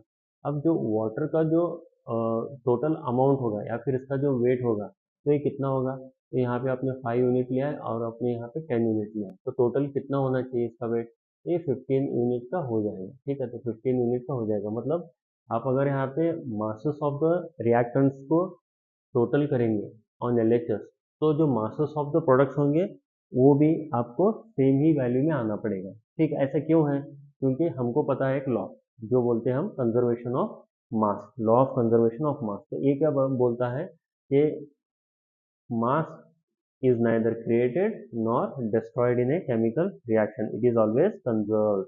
तो जो मास होगा, सब्सटेंसेस जो होंगे उनका एक मास होता है, तो वो मास जो होगा ऑलवेज सेम रहेगा, वो कभी बदलेगा नहीं। ठीक है, तो आप लेफ्ट हैंड साइड में जो रिएक्टेंट्स का मास लेंगे, राइट हैंड साइड में जो प्रोडक्ट बनेंगे उनका भी मास क्या होगा, एग्जैक्टली सेम आना चाहिए। तो ये बताता है। तो इसको हम सिंपल वे में किस तरह से रिप्रेजेंट करेंगे, जो मास होता है वो बेस होता है कि किस टाइप का एलिमेंट है और उसका जो एटम का जो जो भी प्रॉपर्टीज होते हैं उस पर डिपेंड होता है। तो हम एटॉमिक नंबर्स को ही मास के वे में भी रिप्रेजेंट कर सकते हैं। तो नंबर ऑफ एटम्स को हम यहाँ पे मास के लिए रिप्लेस करके यूज कर सकते हैं। ठीक है, तो यहाँ पे समझने के लिए एग्जांपल वगैरह है तो आप देख सकते हैं। A complete chemical equation represent the reactants and products their physical states symbolically. तो यहाँ पे कैसे लिखना है देखो, when a magnesium ribbon is burned in oxygen it gets converted to magnesium oxide. तो इसी को हम क्या करेंगे, सिंबल में कन्वर्ट करेंगे। अब मैग्नीशियम का मतलब क्या है, तो Mg है। तो ये जो सिंबल है ये यूनिवर्सल है, तो सबको पता चलेगा कि जब हम Mg लिखेंगे तो इसका मतलब मैग्नीशियम है। तो वैसे ही ऑक्सीजन का जो सिंबल होगा वो क्या होता है, O2 होता है। तो हमने यहाँ पे मैग्नीशियम को रिप्लेस किया Mg से, ऑक्सीजन को रिप्लेस किया O2 से। तो जो मैग्नीशियम ऑक्साइड बना है फिर ये क्या होगा, मैग्नीशियम ऑक्साइड का सिंबल होगा MgO। ठीक है, तो जो पहले हमारे पास में वर्ड रिएक्शन था उसको हमने लिख दिया सिंबॉलिकली। ठीक है, तो अब ये केमिकल रिएक्शन बन रहा है, लेकिन अभी भी ये जो है ना completely balanced type of chemical reaction नहीं है। तो इसको हम बोलेंगे skeletal type of chemical reaction equation बना है। Skeletal type of chemical equation बना है क्योंकि इसमें जो एटम्स का नंबर है वो अब तक यहाँ पे लेफ्ट हैंड साइड में और राइट हैंड साइड में इक्वल नहीं आया, तो जो मासेस है वो इक्वल नहीं है, तो इसको हम बैलेंस कर सकते हैं। तो कैसे करना है वो थोड़ी देर में हम आगे समझेंगे। ठीक है, तो अभी यहाँ पे थोड़ा सा समझ लीजिए कि स्केलेटल केमिकल इक्वेशन क्या होता है, फिर बैलेंस्ड क्या होता है। तो इसी एग्जांपल को यहाँ पे अच्छे से समझते हैं। तो number of atoms of each element on both the sides of chemical equation is not balanced. तो जब बैलेंस नहीं होगा उस टाइम पे हम क्या बोलेंगे, तो जो केमिकल इक्वेशन है उस इक्वेशन को हम क्या बोलेंगे, अनबैलेंस्ड केमिकल इक्वेशन, या फिर उसको बोलेंगे हम स्केलेटल केमिकल इक्वेशन। ठीक है, इसके अंदर मतलब आप यहाँ पे देख सकते हैं कि जो रिएक्टेंट्स है वो भी हैं। ओके, यहाँ पे रिएक्टेंट्स जो है वो भी है और यहाँ पे जो प्रोडक्ट बना है वो भी है। लेकिन यहाँ पे प्रॉब्लम क्या है कि इनका जो नंबर ऑफ एटम्स है वो इक्वल नहीं है ऑन बोथ द साइड, तो इसलिए इसको हम बोलेंगे स्केलेटल केमिकल इक्वेशन। अब इसको हम बैलेंस करना है, तो बैलेंस करने के लिए आप यहाँ पे देख सकते हैं कि यहाँ पे आपको क्या दिख रहा है कि Mg का यहाँ पे 1 एटम है। ठीक है, और यहाँ पे ऑक्सीजन के कितना है, यहाँ पे O2 है। ठीक है, तो 2 आइटम्स दिख रहे हैं मेरे को, यहाँ पे 2 आइटम्स ऑफ ऑक्सीजन दिख रहे हैं। लेकिन अब जब यहाँ पे हम चेक करेंगे तो Mg का तो 1 है, लेकिन ऑक्सीजन का क्या हो गया है, यहाँ पे 1 है। तो अगर इसको ऐसे ही हम रख देंगे तो इसका मतलब क्या है कि एक ऑक्सीजन का एटम यहाँ पे डिस्ट्रॉय हो चुका है। तो डिस्ट्रॉय होने का मतलब उसका मास भी डिस्ट्रॉय हुआ, बट कंजर्वेशन ऑफ मास के लॉ के अकॉर्डिंग ये पॉसिबल नहीं है, तो इसलिए यहाँ पे ओ का नंबर 2 होना चाहिए। तो अगर ओ का नंबर 2 होना है तो इसको ये कैसे हो सकता है, हम ऐड नहीं कर सकते, इसको हम मल्टीपल में ले सकते हैं, मतलब क्वांटिटी को डबल ट्रिपल 4 टाइम्स ऐसा ले सकते हैं। तो इसको मल्टीपल में लेना है, मतलब 1 के साथ में क्या मल्टीप्लाई करेंगे तो 2 मिलेगा हमको, सिंपली हमको 2 मल्टीप्लाई करना पड़ेगा। तो यहाँ पे 2 मल्टीप्लाई करने के लिए आपको ये वाला जो पूरा का पूरा प्रोडक्ट है इसका ही आपको डबल लेना पड़ेगा, तब जाके ये क्या होगा, आपको बैलेंस हो जाएगा। इसका मतलब यहाँ पे आपको किससे मल्टीप्लाई करना पड़ेगा, 2 से। तो 2 से मल्टीप्लाई करेंगे तो यहाँ पे एम जी भी 2 हो गया। तो अब फिर से दिक्कत आ गई, क्योंकि एम जी का नंबर यहाँ पे 1 था, यहाँ पे 2 हो गया। लेकिन आप इनिशियली जो एम जी का एक आइटम था उसको आप 2 भी ले सकते थे, तो यहाँ पे आप इसको 2 करेंगे तो प्रॉब्लम सॉल्व। तो अभी देखिए एम जी का वैल्यू हो गया 2 और ऑक्सीजन का हो गया 2, यहाँ पे भी एम जी का हो गया 2 और ऑक्सीजन का हो गया 2। तो लेफ्ट हैंड साइड में दो दो आइटम्स है और राइट हैंड साइड में भी दो दो आइटम्स है, तो दिस इंडिकेट्स ये बैलेंसिंग हो चुका है। ठीक है, तो वही चीज़ आप यहाँ पे देख सकते हैं कि हम जब बैलेंस करेंगे तो ये कैसे दिखेगा, 2 mg plus O two equals to 2 mg। तो बेसिकली हमने क्या किया, number of atoms of each element on both the sides को बैलेंस कर दिया, ठीक है, इक्वल कर दिया। तो उसी को अब हम क्या बोलेंगे, तो that is called as your balanced chemical equation. ठीक है, तो बहुत ही सिंपल था, तो आई होप आप लोगों को ये समझ में आया होगा। तो आगे जाके हम और भी एग्जांपल्स देखेंगे जिनमें हम बैलेंसिंग को समझेंगे और आपको भी समझ में आएगा कि आप बैलेंसिंग कैसे कर सकते हैं। ठीक है, तो अभी यहाँ पे थोड़ा सा और डिटेल में समझाने के लिए एक एग्जांपल लिया गया है। तो अनबैलेंस्ड स्केलेटल या फिर बैलेंस्ड इक्वेशन कैसे होता है, समझिए कि आपने यहाँ पे रिएक्टेंट्स लिया है, हाइड्रोजन गैस और क्लोरीन गैस, इन दोनों को जब हम रिएक्ट करेंगे तो क्या प्रोड्यूस होगा, हाइड्रोजन क्लोराइड प्रोड्यूस होगा। ठीक है, तो हाइड्रोजन क्लोराइड प्रोड्यूस होगा। लेकिन अगर आप यहाँ पे ऑब्जर्व करेंगे तो 2 आइटम्स ऑफ हाइड्रोजन है, यहाँ पे 2 आइटम्स ऑफ क्लोरीन है, लेकिन यहाँ पे क्या दिख रहा है हमको, एक हाइड्रोजन का आइटम और एक क्लोरीन का आइटम। तो ये तो ठीक नहीं हुआ, क्योंकि यहाँ पे से एक हाइड्रोजन और यहाँ पर से एक क्लोरीन का आइटम यहाँ पे गायब कैसे हो गया, तो नहीं होना चाहिए था। तो इसका मतलब जो यहाँ पे रिप्रेजेंट किया गया है वो ठीक इक्वेशन नहीं है। तो यहाँ पे आपको क्या चाहिए था, यहाँ पे एडिशनल और एक हाइड्रोजन चाहिए और एक यहाँ पे क्या चाहिए, क्लोरीन चाहिए। लेकिन यहाँ पे दिक्कत क्या है कि हाइड्रोजन क्लोरीन दोनों मिलके एक अपना एक प्रोडक्ट बनाएंगे, तो यहाँ पे बॉन्ड बना के प्रोडक्ट बनाएंगे। मतलब अगर आपको यहाँ पे दो हाइड्रोजन है तो एक हाइड्रोजन किसके साथ जुड़ेगा, इसके साथ जुड़ेगा, और दूसरा हाइड्रोजन किसके साथ जुड़ेगा, इसके साथ जुड़ेगा। मतलब यहाँ पे दो HCl के मॉलिक्यूल बनना चाहिए कि नहीं, तो यहाँ पे एक मॉलिक्यूल इधर हो गया, दूसरा वाला इधर आ गया, तो यहाँ पे टोटल कितने मॉलिक्यूल बनना चाहिए था, दो मॉलिक्यूल बनना चाहिए था। लेकिन हम अभी यहाँ पे कितना दिख रहा है, एक दिख रहा है। तो आप सिंपली इसको अगर 2 से मल्टीप्लाई कर देंगे तो हो गया बैलेंसिंग। आप इधर देख सकते हैं कि यहाँ पे एक मॉलिक्यूल और यहाँ पे एक मॉलिक्यूल, तो दोनों मिला के हो गए 2 मॉलिक्यूल। तो यहाँ पे भी ये 2 था, यहाँ पे भी 2 था। अब चेक करके देखेंगे तो यहाँ पे Cl2 और यहाँ पे हाइड्रोजन भी 2 हो गया। तो अब मतलब समझने के लिए आप जिस तरह से भी चाहे समझ के इसको बैलेंसिंग कर सकते हैं, लेकिन यहाँ पे एक मेथड के थ्रू अगर देखेंगे तो आपको हाइड्रोजन के आइटम्स का काउंट, क्लोरीन के आइटम्स का काउंट रिएक्टेंट साइड पे और प्रोडक्ट के साइड पे इक्वल लाना है। तो उस तरह से आपको यहाँ पे मल्टीप्लाई करके लाना है। ठीक है, तो फाइनली जो बैलेंस इक्वेशन क्या आ गया आपका, H2 plus Cl2 equals to 2HCl। तो यहाँ पे जो नंबर 2 है वो बैलेंसिंग के लिए यूज किया गया। ठीक है, तो यहाँ पे और एक बैलेंस इक्वेशन का एग्जांपल है, तो मीथेन गैस जिसको हम CH4 रिप्रेजेंट करते हैं। ठीक है, तो जो बायोगैस होता है बर्निंग के लिए भी यूज होता है कुकिंग के टाइम पे। तो इसको अगर हम ऑक्सीजन के साथ रिएक्ट करेंगे तो ये क्या बन प्रोड्यूस करेगा, जब भी ऑक्सीजन के साथ में कुछ रिएक्ट होता है तो बेसिकली एक कंबशन टाइप का रिएक्शन होता है जिसके अंदर कार्बन डाइऑक्साइड गैस प्रोड्यूस होता है। तो कार्बन डाइऑक्साइड गैस तो प्रोड्यूस होता है, उसके साथ में थोड़ा सा वाटर का वेपर्स भी प्रोड्यूस होता है। ठीक है, तो अभी यहाँ पे आप चेक कर सकते हैं कि कार्बन कितना है, 1 है, हाइड्रोजन कितना है, 4 है। यहाँ पे जो ऑक्सीजन का वैल्यू है वो कितना है, यहाँ पे 2 है, तो 2 के साथ में 2 मल्टीप्लाई हो गया, तो ये 2 इंटू 2 है, 2 इंटू 2 मतलब यहाँ पे टोटल 4 है। यहाँ पे 1, यहाँ पे 2, यहाँ पे हाइड्रोजन कितना हो गया, 2 इंटू 2, और ये ऑक्सीजन कितना हो गया, 2 हो गया। ठीक है, तो ऑक्सीजन कितना हो गया, यहाँ पे 2 हो गया। तो अभी यहाँ पे आप देख सकते हैं कि जो ऑक्सीजन का वैल्यू है इधर पे 2 और इधर पे 2 सॉरी, तो ये टोटल 4 हो गया और हाइड्रोजन का भी वैल्यू यहाँ पे 4 हो गया।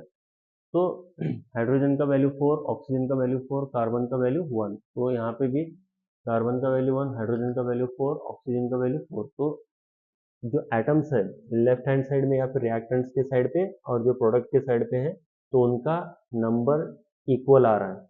तो इसके बेसिस पे हम बोल सकते हैं कि बैलेंस्ड केमिकल इक्वेशन यहाँ पे बन गया है। ठीक है, तो यहाँ पे कार्बन का एक एटम, यहाँ पे भी कार्बन का एक एटम, हाइड्रोजन के 4, हाइड्रोजन के 4, ऑक्सीजन के 4, ऑक्सीजन के 4। तो ये आप मतलब ये थोड़ा सा टेक्स्ट बुक में आपको इस तरह से लिखने का मेथड बताया तो आप लिख सकते हैं, लेकिन आप ओरली भी ऐसे देख के ऑब्जर्वेशन के बेसिस पे भी आप बैलेंसिंग कर सकते हैं। अल्टीमेटली आपका बैलेंसिंग करेक्ट आना चाहिए। ठीक है, तो यहाँ पे एक एग्जांपल है, तो इसको आप ट्राई कर सकते हैं कि इसको बैलेंसिंग कैसे करेंगे। तो यहाँ पे देख सकते हैं कि आयरन है। ठीक है, तो आयरन जो है वाटर के साथ में जब रिएक्ट करता है, ठीक है, मॉइस्चर होता है बेसिकली, मॉइस्चर के साथ में जब रिएक्ट करता है तो क्या बनाता है, रस्ट बनाता है, जिसको हम रस्टिंग बोलते हैं ना। तो वही यहाँ पे चीज़ क्या है, आयरन ऑक्साइड। ठीक है, तो यहाँ पे मैग्नेटाइट बोलते हैं इसको, तो ये यहाँ पे बन जाता है। तो अभी इसके साथ में हाइड्रोजन गैस यहाँ पे इवॉल्व हो रहा है, रिलीज हो रहा है। तो अभी आप चेक करके देख सकते हैं कि बैलेंस्ड है क्या। तो यहाँ पे क्लियरली आपको दिखेगा कि जो आयरन है उसका तो सिर्फ एक एटम है और यहाँ पे कितने हैं, 3 है। और यहाँ पे ऑक्सीजन कितना है, 1 है। यहाँ पे ऑक्सीजन कितने हैं, 4 है। यहाँ पे हाइड्रोजन तो ठीक है 2 है, यहाँ पे भी 2 है, तो इसका कोई दिक्कत नहीं है। ठीक है, तो अभी यहाँ पे आपको क्या करना पड़ेगा, तो इनका नंबर जो है वो इक्वल करना पड़ेगा।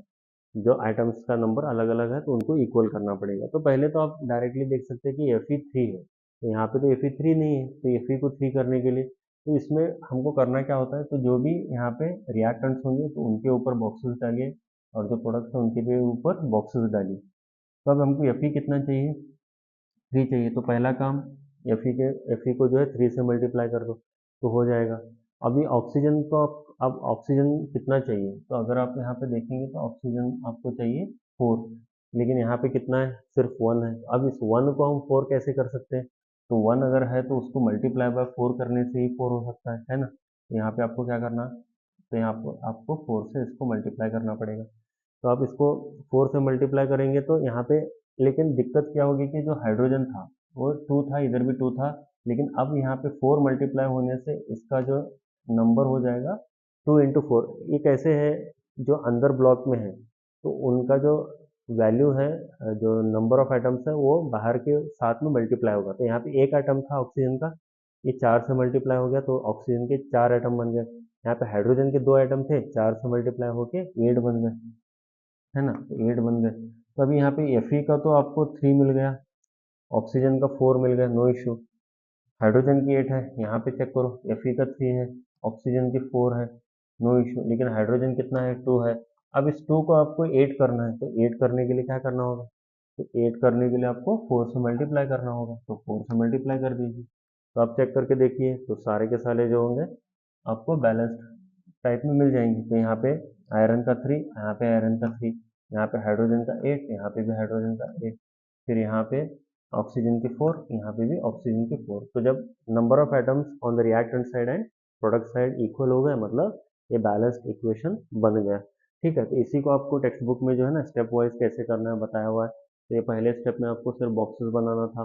ठीक है, उसके बाद में आपको एटम्स का नंबर यहाँ पे नोट डाउन करना था कि लेफ्ट हैंड साइड में आयरन के कितने थे, राइट हैंड साइड में कितने थे, तो आपने इन सब नोट डाउन किया। ठीक है, तो नोट डाउन करने के बाद में फिर क्या करना था, तो आपको जो मॉडिफिकेशन करना है वो मॉडिफिकेशन करना था। तो यहाँ पे पहले क्या किया, ऑक्सीजन का चेक करो, तो यहाँ पे 1 है, यहाँ पे 4 है, तो यहाँ पे ऑक्सीजन को 4 करना पड़ा। तो ऑक्सीजन को 4 करने के लिए 4 से मल्टीप्लाई करना पड़ा। ठीक है, तो उसके लिए पहला स्टेप जो हमने किया था वही किया। फिर यहाँ पे आगे जाके अगर आप देखेंगे तो हाइड्रोजन का एटम कितने हो गए, 8 हो गए। तो अभी 8 होने से इसको आपको जो LHS में 2 थे उसको हमने 4 से मल्टीप्लाई किया, तो यहाँ पे जो 4 था तो ये 4 आ गया। फिर लास्ट में जो है आयरन के एटम को, यहाँ पे 1 था, यहाँ पे 3 थे, तो इसको 3 से मल्टीप्लाई करना पड़ा। तो यहाँ पे क्या हो गया, मतलब LHS में जो नंबर था उसके अकॉर्डिंगली आपको RHS में एडजस्ट करना पड़ेगा, RHS में जो नंबर है उसके अकॉर्डिंगली आपको LHS में एडजस्ट करना पड़ेगा। लेकिन यहाँ पे करना क्या होगा, सिर्फ मल्टीप्लाई, आप ऐड नहीं कर सकते। ठीक है, तो जो फाइनली, तो ये सेकंड स्टेप में एक इस तरह से बनेगा और फाइनली थर्ड स्टेप जब आप लिखेंगे तो ये टोटली बैलेंस्ड होके यहाँ पे आप देख सकते हैं जो फाइनली बैलेंस्ड इक्वेशन आया है, तो इस तरह से आपका बन गया। ठीक है, 3Fe। अभी इसके साथ में और एक इम्पोर्टेंट आपको ध्यान में रखना है कि जब फाइनल केमिकल इक्वेशन होता है बैलेंस, तो उसमें हम जो उसका फिजिकल स्टेट है ना उसको भी मेंशन करते हैं। तो यहाँ पे फिजिकल स्टेट ऑफ आयरन क्या था, सॉलिड था। यहाँ पे जो हमने यूज किया था, मैंने बोला आपको मॉइस्चर है, मॉइस्चर मतलब एक तरह से आप समझ सकते हैं कि स्टीम होगा। ठीक है, तो स्टीम के टाइप में होगा या फिर वाटर के वेपर्स होंगे, तो वाटर के वेपर्स गैसियस फॉर्म में होते हैं। ठीक है, तो यहाँ पे उसी के साथ रिएक्ट करता है। तो ये आपको थर्ड चैप्टर के अंदर इसका एक्टिविटी के थ्रू आपको समझेगा कि आयरन सिर्फ गैसियस या फिर गैसियस स्टेट ऑफ वाटर या फिर जो मॉइस्चर होता है उसके साथ में रिएक्ट करता है। ठीक है, तो अभी यहाँ पे जो बना है ऑक्साइड का जो लेयर होता है ब्राउन कलर का, आप देखे होंगे आयरन के ऊपर, तो वो क्या होता है, सॉलिड फॉर्म में होता है। और फाइनली जो गैस जो रिलीज हुआ है हाइड्रोजन का, तो वो तो इवॉल्व हो रहा है, तो वो तो गैसियस फॉर्म में है। ठीक है, तो स्टेट भी आपको यहाँ पे आइडेंटिफाई करने को आ गया। फाइन। तो आगे जाके आप क्या देख सकते हैं कि जो कैरेक्टरिस्टिक ऑफ केमिकल इक्वेशन।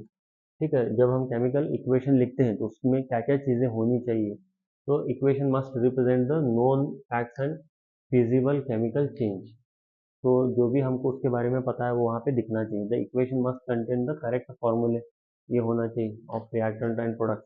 मतलब कभी कभी स्टूडेंट्स क्या करते हैं कि अगर कोई रिएक्शन पूछा गया है तो उनको अगर करेक्ट फार्मूला नहीं पता है तो अपने हिसाब से कुछ भी सिंबल्स डाल के, कुछ भी नंबरिंग, आइटम का नंबरिंग भी अलग से करके ऐसा बाय मिस्टेक लिख देते हैं, लेकिन वो क्या होगा, इनकरेक्ट रिप्रेजेंटेशन होगा। तो वो भी हमको ध्यान रखना पड़ेगा कि यहाँ पे करेक्ट फार्मूला ही यूज किया जाए। तो अभी आपको करेक्ट फार्मूला करने के लिए फिर से आपको नाइन्थ का थोड़ा सा बैकग्राउंड लेना पड़ेगा, जिसमें आपको बहुत सारे एलिमेंट्स के जो है सिम्बॉल्स और बैलेंसेस आपको वहाँ पे मालूम किया, और उसका एक मेथड होता है। तो हम क्या करते हैं कि समझिए कि अभी आपको बता ही देता हूँ, समझिए आपको NaCl बनाना है, सोडियम क्लोराइड का फॉर्मूला लिखना है। तो सोडियम क्लोराइड के अंदर होता क्या है, तो सोडियम क्लोराइड के अंदर दो एलिमेंट है, तो सोडियम मतलब Na है और यहाँ पे क्या है, Cl है। तो इसका जो वैलेंसी होता है वो +1 होता है और इसका जो होता है -1 होता है।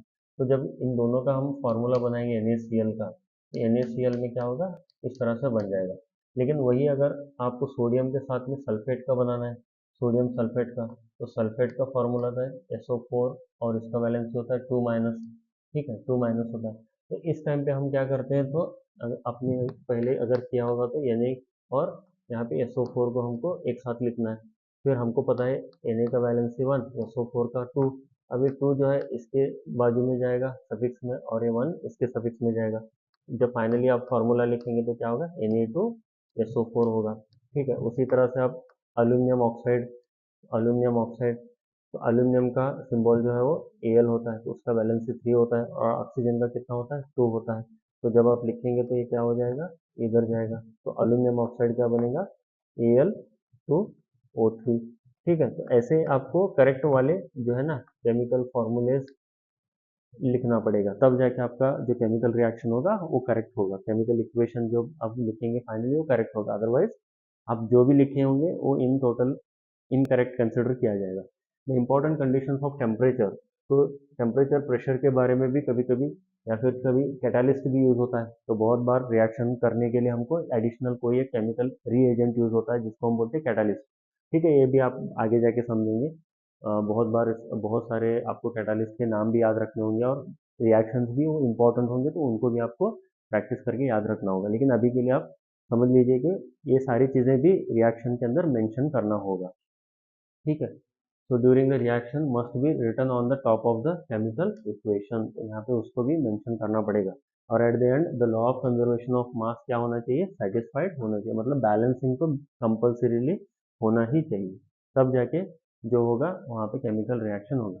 ठीक है, तो अभी आगे जाके हम समझते हैं कि जो रिएक्शंस है वो कितने टाइप के हैं। ठीक है, टाइप्स ऑफ केमिकल रिएक्शंस। तो अभी जब रिएक्शंस हो रहे, प्रोसेस हो रहे, तो सारे के सारे एक टाइप के तो नहीं हो सकते, तो अलग अलग टाइप के हो सकते हैं। तो यहाँ पे जो पहला टाइप हम देखने वाले वो क्या है, कॉम्बिनेशन रिएक्शन। तो यहाँ पे कॉम्बिनेशन में ही आपको समझ में आ गया कि हो क्या रहा है। यहाँ पे दो अलग अलग सब्सटेंसेस एक दूसरे के साथ कंबाइन हो रहे हैं एक नया प्रोडक्ट देने के लिए। ठीक है, तो इसीलिए इसको क्या बोला गया, कॉम्बिनेशन रिएक्शन। यहाँ पे सिंपली जो आपने पहले लिखा, आपने क्या लिखा, Mg+O2, तो ये दो अलग अलग रिएक्टेंट थे, तो इनको कंबाइन होने के बाद में एक प्रोडक्ट मिला जिसको हम बोला हमने बोला MgO, और इसको बैलेंसिंग करने के लिए यहाँ पे O2 2 है, यहाँ पे 1 है, तो 2 से कर दो, 2 से करने से Mg2 हो गया, यहाँ पे 2 कर दो, ये हो गया। सिमिलरली और दूसरा अगर एग्जांपल आप देखेंगे तो यहाँ पे हाइड्रोजन गैस और ऑक्सीजन गैस दोनों मिला के क्या बनाएंगे, वाटर बनाएंगे। ठीक है, तो जो वाटर है ये भी अभी आप बैलेंसिंग करना पड़ेगा। तो यहाँ पे O1 है, यहाँ पे 2 है, तो पहले यहाँ पे 2 से कर दीजिए, लेकिन हाइड्रोजन क्या हो गया, 2 इंटू 2 4 हो गया, तो यहाँ पे 2 यूज करिए। ठीक है, तो इसलिए वाटर के अंदर क्या होता है, 2 molecules of hydrogen, 1 molecule of oxygen, and it always produces 2 molecule of water. मतलब अगर आप वाटर बन रहा है या आप अगर केमिकल रिएक्शन के थ्रू बताना चाहते हैं, तो आपको कंपल्सरी यहाँ पे 2 मॉलिक्यूल्स ऑफ वाटर ही दिखाना पड़ता है। तो एक मॉलिक्यूल ऑफ वाटर तो कभी बनेगा नहीं, क्योंकि यहाँ पे अगर आप सिर्फ H2 और O2 लिखेंगे और H2O लिखेंगे तो O2 रिएक्शन अनबैलेंस्ड है, और ऐसा रिएक्शन एग्जिस्ट करता ही नहीं है। ठीक है, तो 2 मॉलिक्यूल्स ऑफ वाटर ही बनता है। तो आगे जाके हम इसके बहुत सारे एग्जांपल्स वगैरह देखेंगे। तो अभी अगला वाला टाइप क्या है, डीकम्पोजिशन रिएक्शन। तो डीकम्पोजिशन में क्या होगा, यहाँ पे एक जो सब्सटेंस होगा एक टूट के मल्टीपल प्रोडक्ट्स में कन्वर्ट हो जाएगा। यहाँ पे क्या था, यहाँ पे अलग अलग रिएक्टेंट्स, 2 और मोर रिएक्टेंट्स कंबाइन होकर एक प्रोडक्ट बना रहे थे। यहाँ पे जो एक सब्सटेंस होगा, ठीक है, वो टूट के क्या बनाएगा, मल्टीपल यहाँ पे प्रोडक्ट्स बनाएगा, उसको हम क्या बोलेंगे, डीकम्पोजिशन।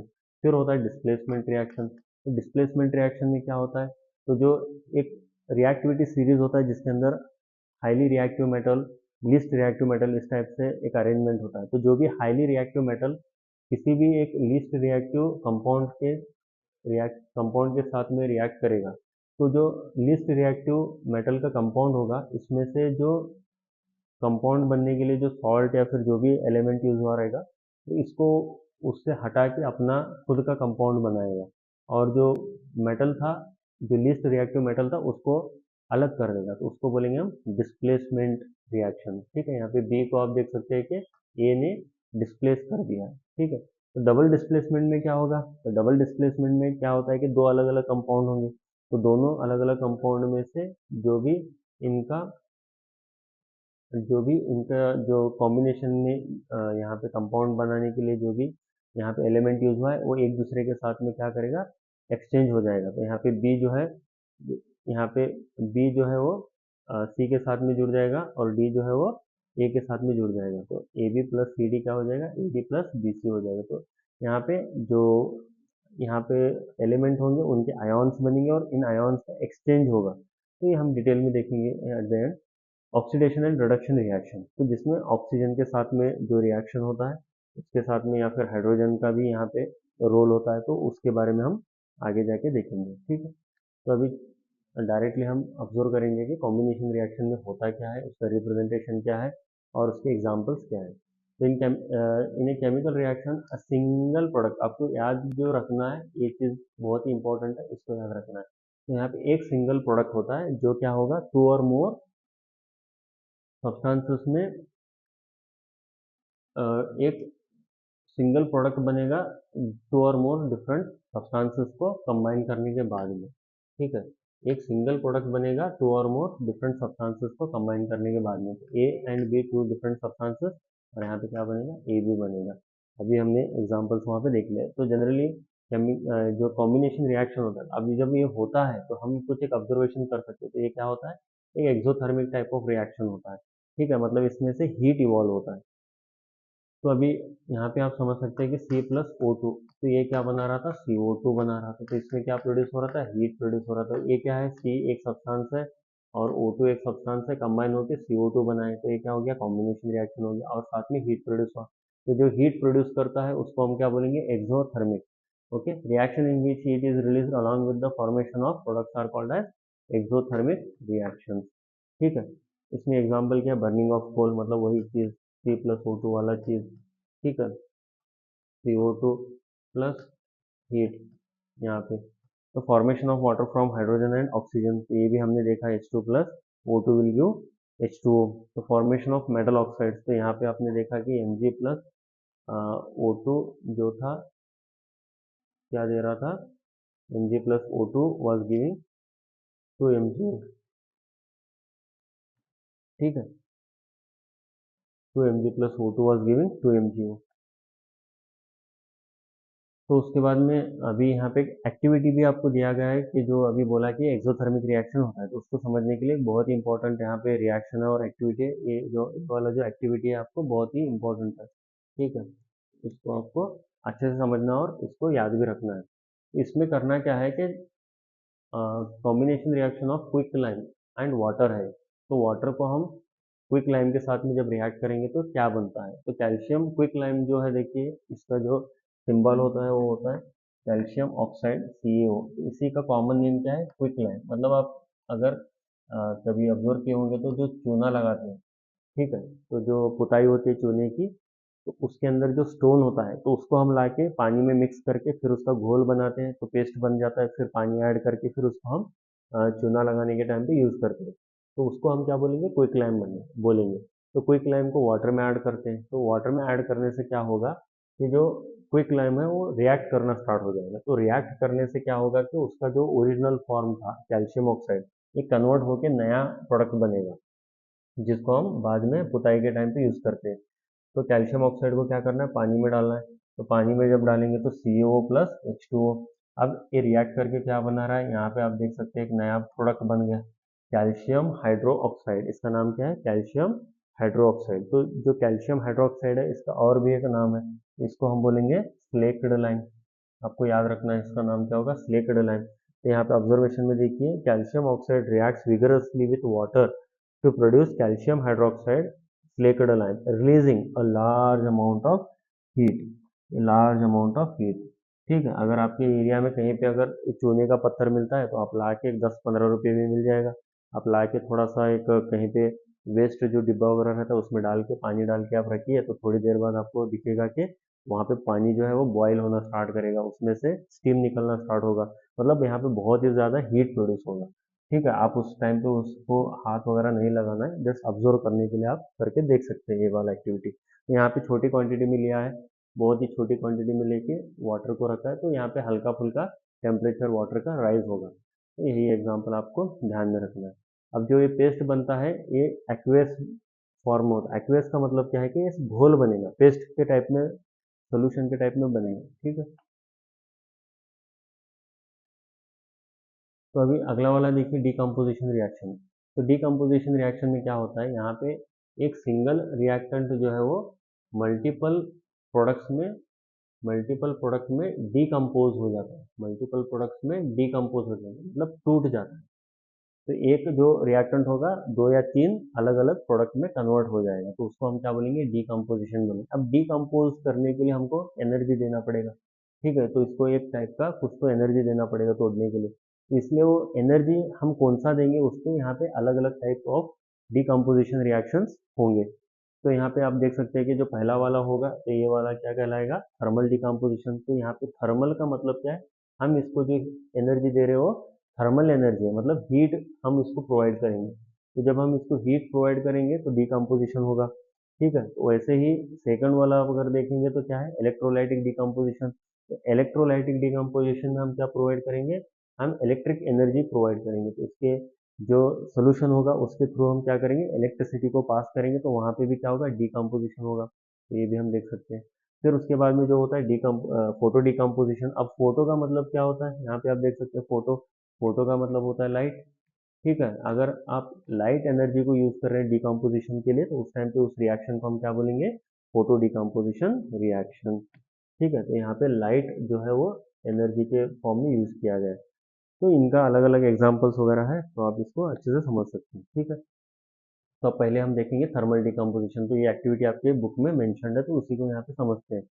तो यहाँ पे दिया क्या गया है, देखो, the correct way of heating the boiling tube containing crystals of ferrous sulphate. तो फेरस सल्फेट एक टाइप ऑफ कंपाउंड होगा। ठीक है, तो फेरस सल्फेट के क्रिस्टल्स होंगे, तो उसको हम क्या करेंगे, एक टेस्ट ट्यूब में लेंगे, तो इस टेस्ट ट्यूब में फेरस सल्फेट के क्रिस्टल्स होंगे। अब एक क्रिस्टल्स का एक इम्पोर्टेंस क्या रहता है कि इनका जो कलर रहता है तो ऑलमोस्ट ग्रीन कलर के रहते हैं। एक ग्रीन कलर के क्रिस्टल्स होते हैं, तो ग्रीन कलर के क्रिस्टल्स को टेस्ट ट्यूब में लिया। अब इस टेस्ट ट्यूब को हम क्या करेंगे, हीट करेंगे। ठीक है, तो इसको एक लैम्प के ऊपर या बर्नर के ऊपर रख के हम इसको हीट करेंगे। तो यहाँ पे दिया गया है कि इसमें क्या करना है, आपको 2 ग्राम ऑफ फेरस सल्फेट के क्रिस्टल्स को लेना है। फिर उसके बाद में उसका कलर को ऑब्जर्व करना है, तो कलर कैसा होगा, ग्रीन होगा। ठीक है, तो इसका कलर क्या होता है, लाइट ग्रीन होता है। अब जब हम इसको हीट करेंगे तो यहाँ पे कलर का चेंज होना स्टार्ट होगा। तो कलर का चेंज होना is also an indication of reaction. तो ये कौन सा रिएक्शन का एग्जाम्पल है? डिकम्पोजिशन रिएक्शन हो रहा है। तो कलर का चेंज होना एक रिएक्शन को दिखा रहा है, और इस रिएक्शन में thermal decomposition type of reaction हो रहा है। तो इसमें अभी आप देख सकते हैं कि इसका जो रिएक्शन हो रहा है उसको हम कैसे दिखाएंगे। तो जो आयरन सल्फेट होगा, फेरस सल्फेट, तो उसका FeSO4 है। ठीक है, तो उसका जो फॉर्मूला है वो FeSO4 है। ठीक है, उसके बाद में किस में कन्वर्ट हो रहा है? यहाँ पे Fe2O3 में कन्वर्ट हो रहा है, आयरन ऑक्साइड में। और इसमें क्या रिलीज हो रहा है?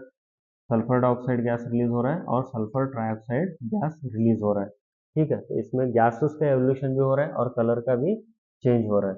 ठीक है, तो light green colour of ferrous sulphate crystals loose water. तो ये हीट करने से क्या हो रहा है? यहाँ पे इसका वाटर जो है लूज हो रहा है। तो एक्चुअली होता क्या है कि जो आयरन सल्फेट है, फेरस सल्फेट, अभी जो हमने लिखा है FeSO4, तो इसके साथ में जो है ना कुछ मॉलिक्यूल्स ऑफ वाटर इसके साथ में होते हैं। तो इसकी वजह से इसका कलर क्या बन जाता है? लाइट ग्रीन बन जाता है। अगर इसमें से वाटर हम हटा देंगे, ठीक है, तो अभी हीट करने से क्या होता है? जो वाटर रहेगा वो, सॉरी, तो ये वाटर जो है वो क्या हो जाएगा? एवापोरेट हो जाएगा। तो जब वाटर टोटली एवापोरेट होके जाएगा, वेपोराइज होके चला जाएगा, तो जो बचेगा वो होगा आयरन सल्फेट। अब जब आयरन सल्फेट होगा, सिर्फ आयरन सल्फेट, तो जो iron sulphate anhydrous anhydrous iron sulphate बोलेंगे, ये क्या होगा? व्हाइट होगा। तो ये व्हाइट कलर में बन जाएगा। और इसके साथ में और क्या इवॉल्व होगा? यहाँ से जो SO4 है ना, तो उसमें से आपको दिखेगा कि SO2 और SO3 का। तो अगले स्टेप में क्या होगा? ये SO4 जो था वो फिर से क्या बोलेंगे, डिकम्पोज हो जाएगा, SO2 और SO3 बनाएगा। तो अब यहाँ पे हम क्या देखेंगे कि जब इसको बर्न करेंगे ना, तो इसमें से एक ओडर आएगा। इसको डायरेक्टली हम नहीं ऑब्जर्व करेंगे, थोड़ा सा दूर रख के आपको ऑब्जर्व करना है, ऐसा है इसमें बताया गया है।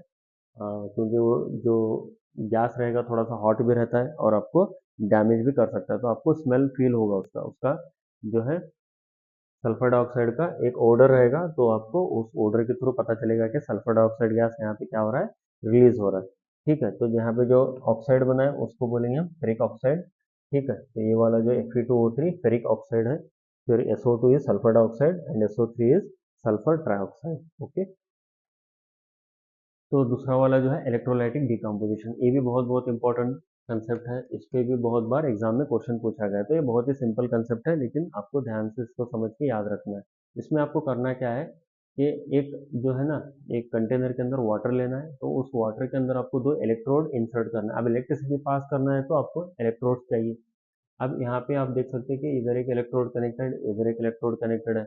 अब अगर आप इसको, इस वाले को जो है ना, अगर आप इस वाले को बैटरी को कनेक्ट करेंगे, तो बैटरी का पॉजिटिव टर्मिनल और नेगेटिव होता है। तो जिसको आप, जिस वाले इलेक्ट्रोड को आप पॉजिटिव से कनेक्ट करेंगे, स्विच क्लोज करने के बाद में वो वाला क्या बन जाएगा? आपका एनोड बन जाएगा। तो यहाँ पे जो इलेक्ट्रोड है वो क्या बन गया? आपका एनोड बन गया। और जिस वाले को आप नेगेटिव टर्मिनल से कनेक्ट करेंगे, वो वाला आपका इलेक्ट्रोड क्या बन जाएगा? कैथोड बन जाएगा। ठीक है, तो एक एनोड बन गया और दूसरा कैथोड बन गया। एनोड क्या है? आपको याद रखना है, पॉजिटिव वाला है, और कैथोड जो होगा नेगेटिव वाला होगा। तो अभी जो वाटर है, तो वाटर किससे बना है? वाटर बना है हाइड्रोजन से और ऑक्सीजन से। ठीक है, हाइड्रोजन से और ऑक्सीजन से बना है। तो जब इलेक्ट्रिसिटी पास होगा तो ये क्या हो जाएगा? ये आयोन्स में कन्वर्ट हो जाएगा। ठीक है, तो H जो है वो H प्लस में कन्वर्ट हो जाएगा, और ऑक्सीजन जो है वो 2 माइनस में कन्वर्ट हो जाएगा। तो अभी आप समझ सकते हैं कि जब ये पॉजिटिव टर्मिनल है, ये पॉजिटिव इलेक्ट्रोड है, तो जो नेगेटिव यहाँ पे जो बन रहा है, तो नेगेटिव वाला क्या होगा? यहाँ पे अट्रैक्ट होके, ये वाला जो नेगेटिव यहाँ पे होगा, ये वाला अट्रैक्ट होगा किसकी तरफ? ये वाला अट्रैक्ट होगा इस वाले पॉजिटिव की तरफ। ठीक है, और जो यहाँ पे H प्लस वगैरह जो भी है, अंदर जो H प्लस बन रहा है, वो किसकी तरफ जाएगा? वो जाएगा नेगेटिव इलेक्ट्रोड की तरफ। ठीक है, तो इसकी वजह से क्या होगा कि यहाँ पे गैसेस जो होंगे, तो इस वाला ऑक्सीजन सारा का सारा कहाँ पे कलेक्ट होगा? एनोड की तरफ कलेक्ट होगा। तो आप यहाँ पे देख सकते हैं कि ये जो ट्यूब है वो एनोड का है। एनोड की ट्यूब में क्या कलेक्ट हो रहा है? ऑक्सीजन कलेक्ट हो रहा है। ठीक है, एनोड का है। और यहाँ पे आप देख सकते हैं कि हाइड्रोजन किस ट्यूब में कलेक्ट हो रहा है? कैथोड की, क्योंकि हाइड्रोजन क्या है? पॉजिटिव है, और वो नेगेटिव की तरफ अट्रैक्ट होगा। नेगेटिव मतलब कैथोड की तरफ अट्रैक्ट हो रहा है। तो हाइड्रोजन गैस कहाँ पे इवॉल्व होगा? तो वो कैथोड की तरफ होगा, और ऑक्सीजन गैस कहाँ पे इवॉल्व होगा, वो एनोड की तरफ होगा। तो आपको ये याद रखना है। और एट द सेम टाइम अगर आप इसको बैलेंसिंग के थ्रू चेक करेंगे तो आपको पता चलेगा कि जो अमाउंट ऑफ हाइड्रोजन गैस है वो और ऑक्सीजन के गैस में क्या डिफरेंस है। तो अभी अगर आप यहाँ पे देखेंगे तो इसका रिएक्शन क्या होगा। तो ये H2O है, तो H2O को हमने इलेक्ट्रिसिटी पास किया, तो ये क्या हो गया, तो ये सिंगल रिएक्टेंट ब्रेक हो रहा है मल्टीपल प्रोडक्ट्स में। तो किसमें ब्रेक हो रहा है, H2 और O2 गैस में, H2 गैस और O2 गैस में हो रहा है। अभी H2 गैस और O2 गैस, अभी आप देख सकते हैं यहाँ पे O2 है, तो यहाँ पे हमको क्या लेना पड़ेगा, 2 लेना पड़ेगा, लेकिन 2 लेने से क्या हो गया, हाइड्रोजन 4 हो गया, तो यहाँ पे भी 2 से मल्टीप्लाई कर दीजिए। तो आपको क्लियरली दिख रहा है कि यहाँ पे हाइड्रोजन गैस जो है ना, वो 2 मॉलिक्यूल है as compare to oxygen gas of only 1 molecule.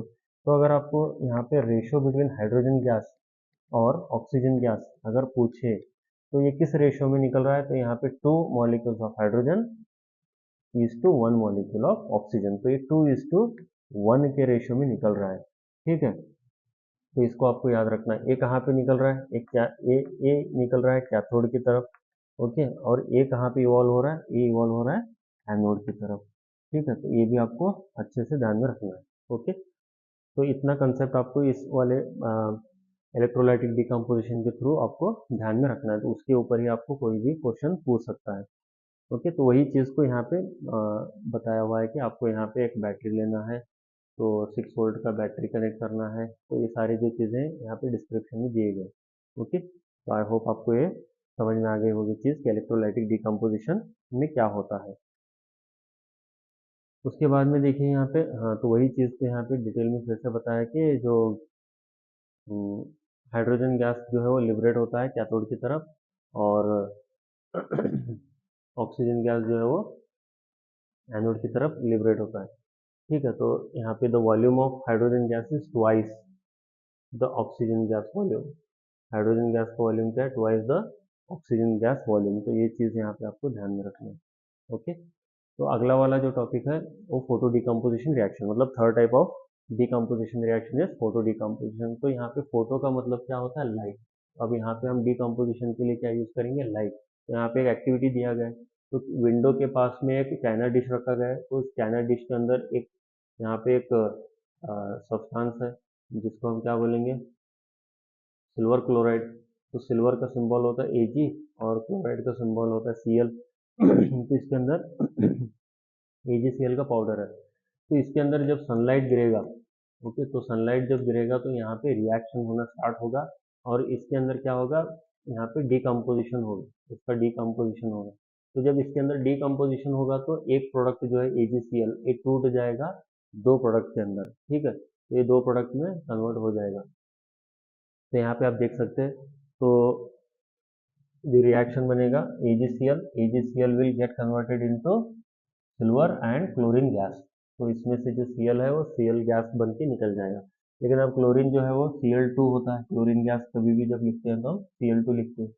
तो अगर 2 है तो यहाँ पे Cl था, तो इसलिए इसको 2 से मल्टीप्लाई किया, लेकिन जब 2 से मल्टीप्लाई किया तो यहाँ पे जो है Ag1 था, तो इसको भी 2 से मल्टीप्लाई करना पड़ेगा। मतलब अगर आप स्टार्टिंग से इसको रिएक्शन को लिखना चाहते हो तो हमारे पास क्या था, AgCl था, हमने इसको क्या दिया, सनलाइट दिया। अब जैसे ही हमने इसको सनलाइट दिया तो ये टूट गया, टूट के क्या बन गया, Ag प्लस Cl2, क्योंकि Cl अकेला नहीं हो सकता, Cl2 गैस के फॉर्म में होता है, Cl2 गैस बन गया।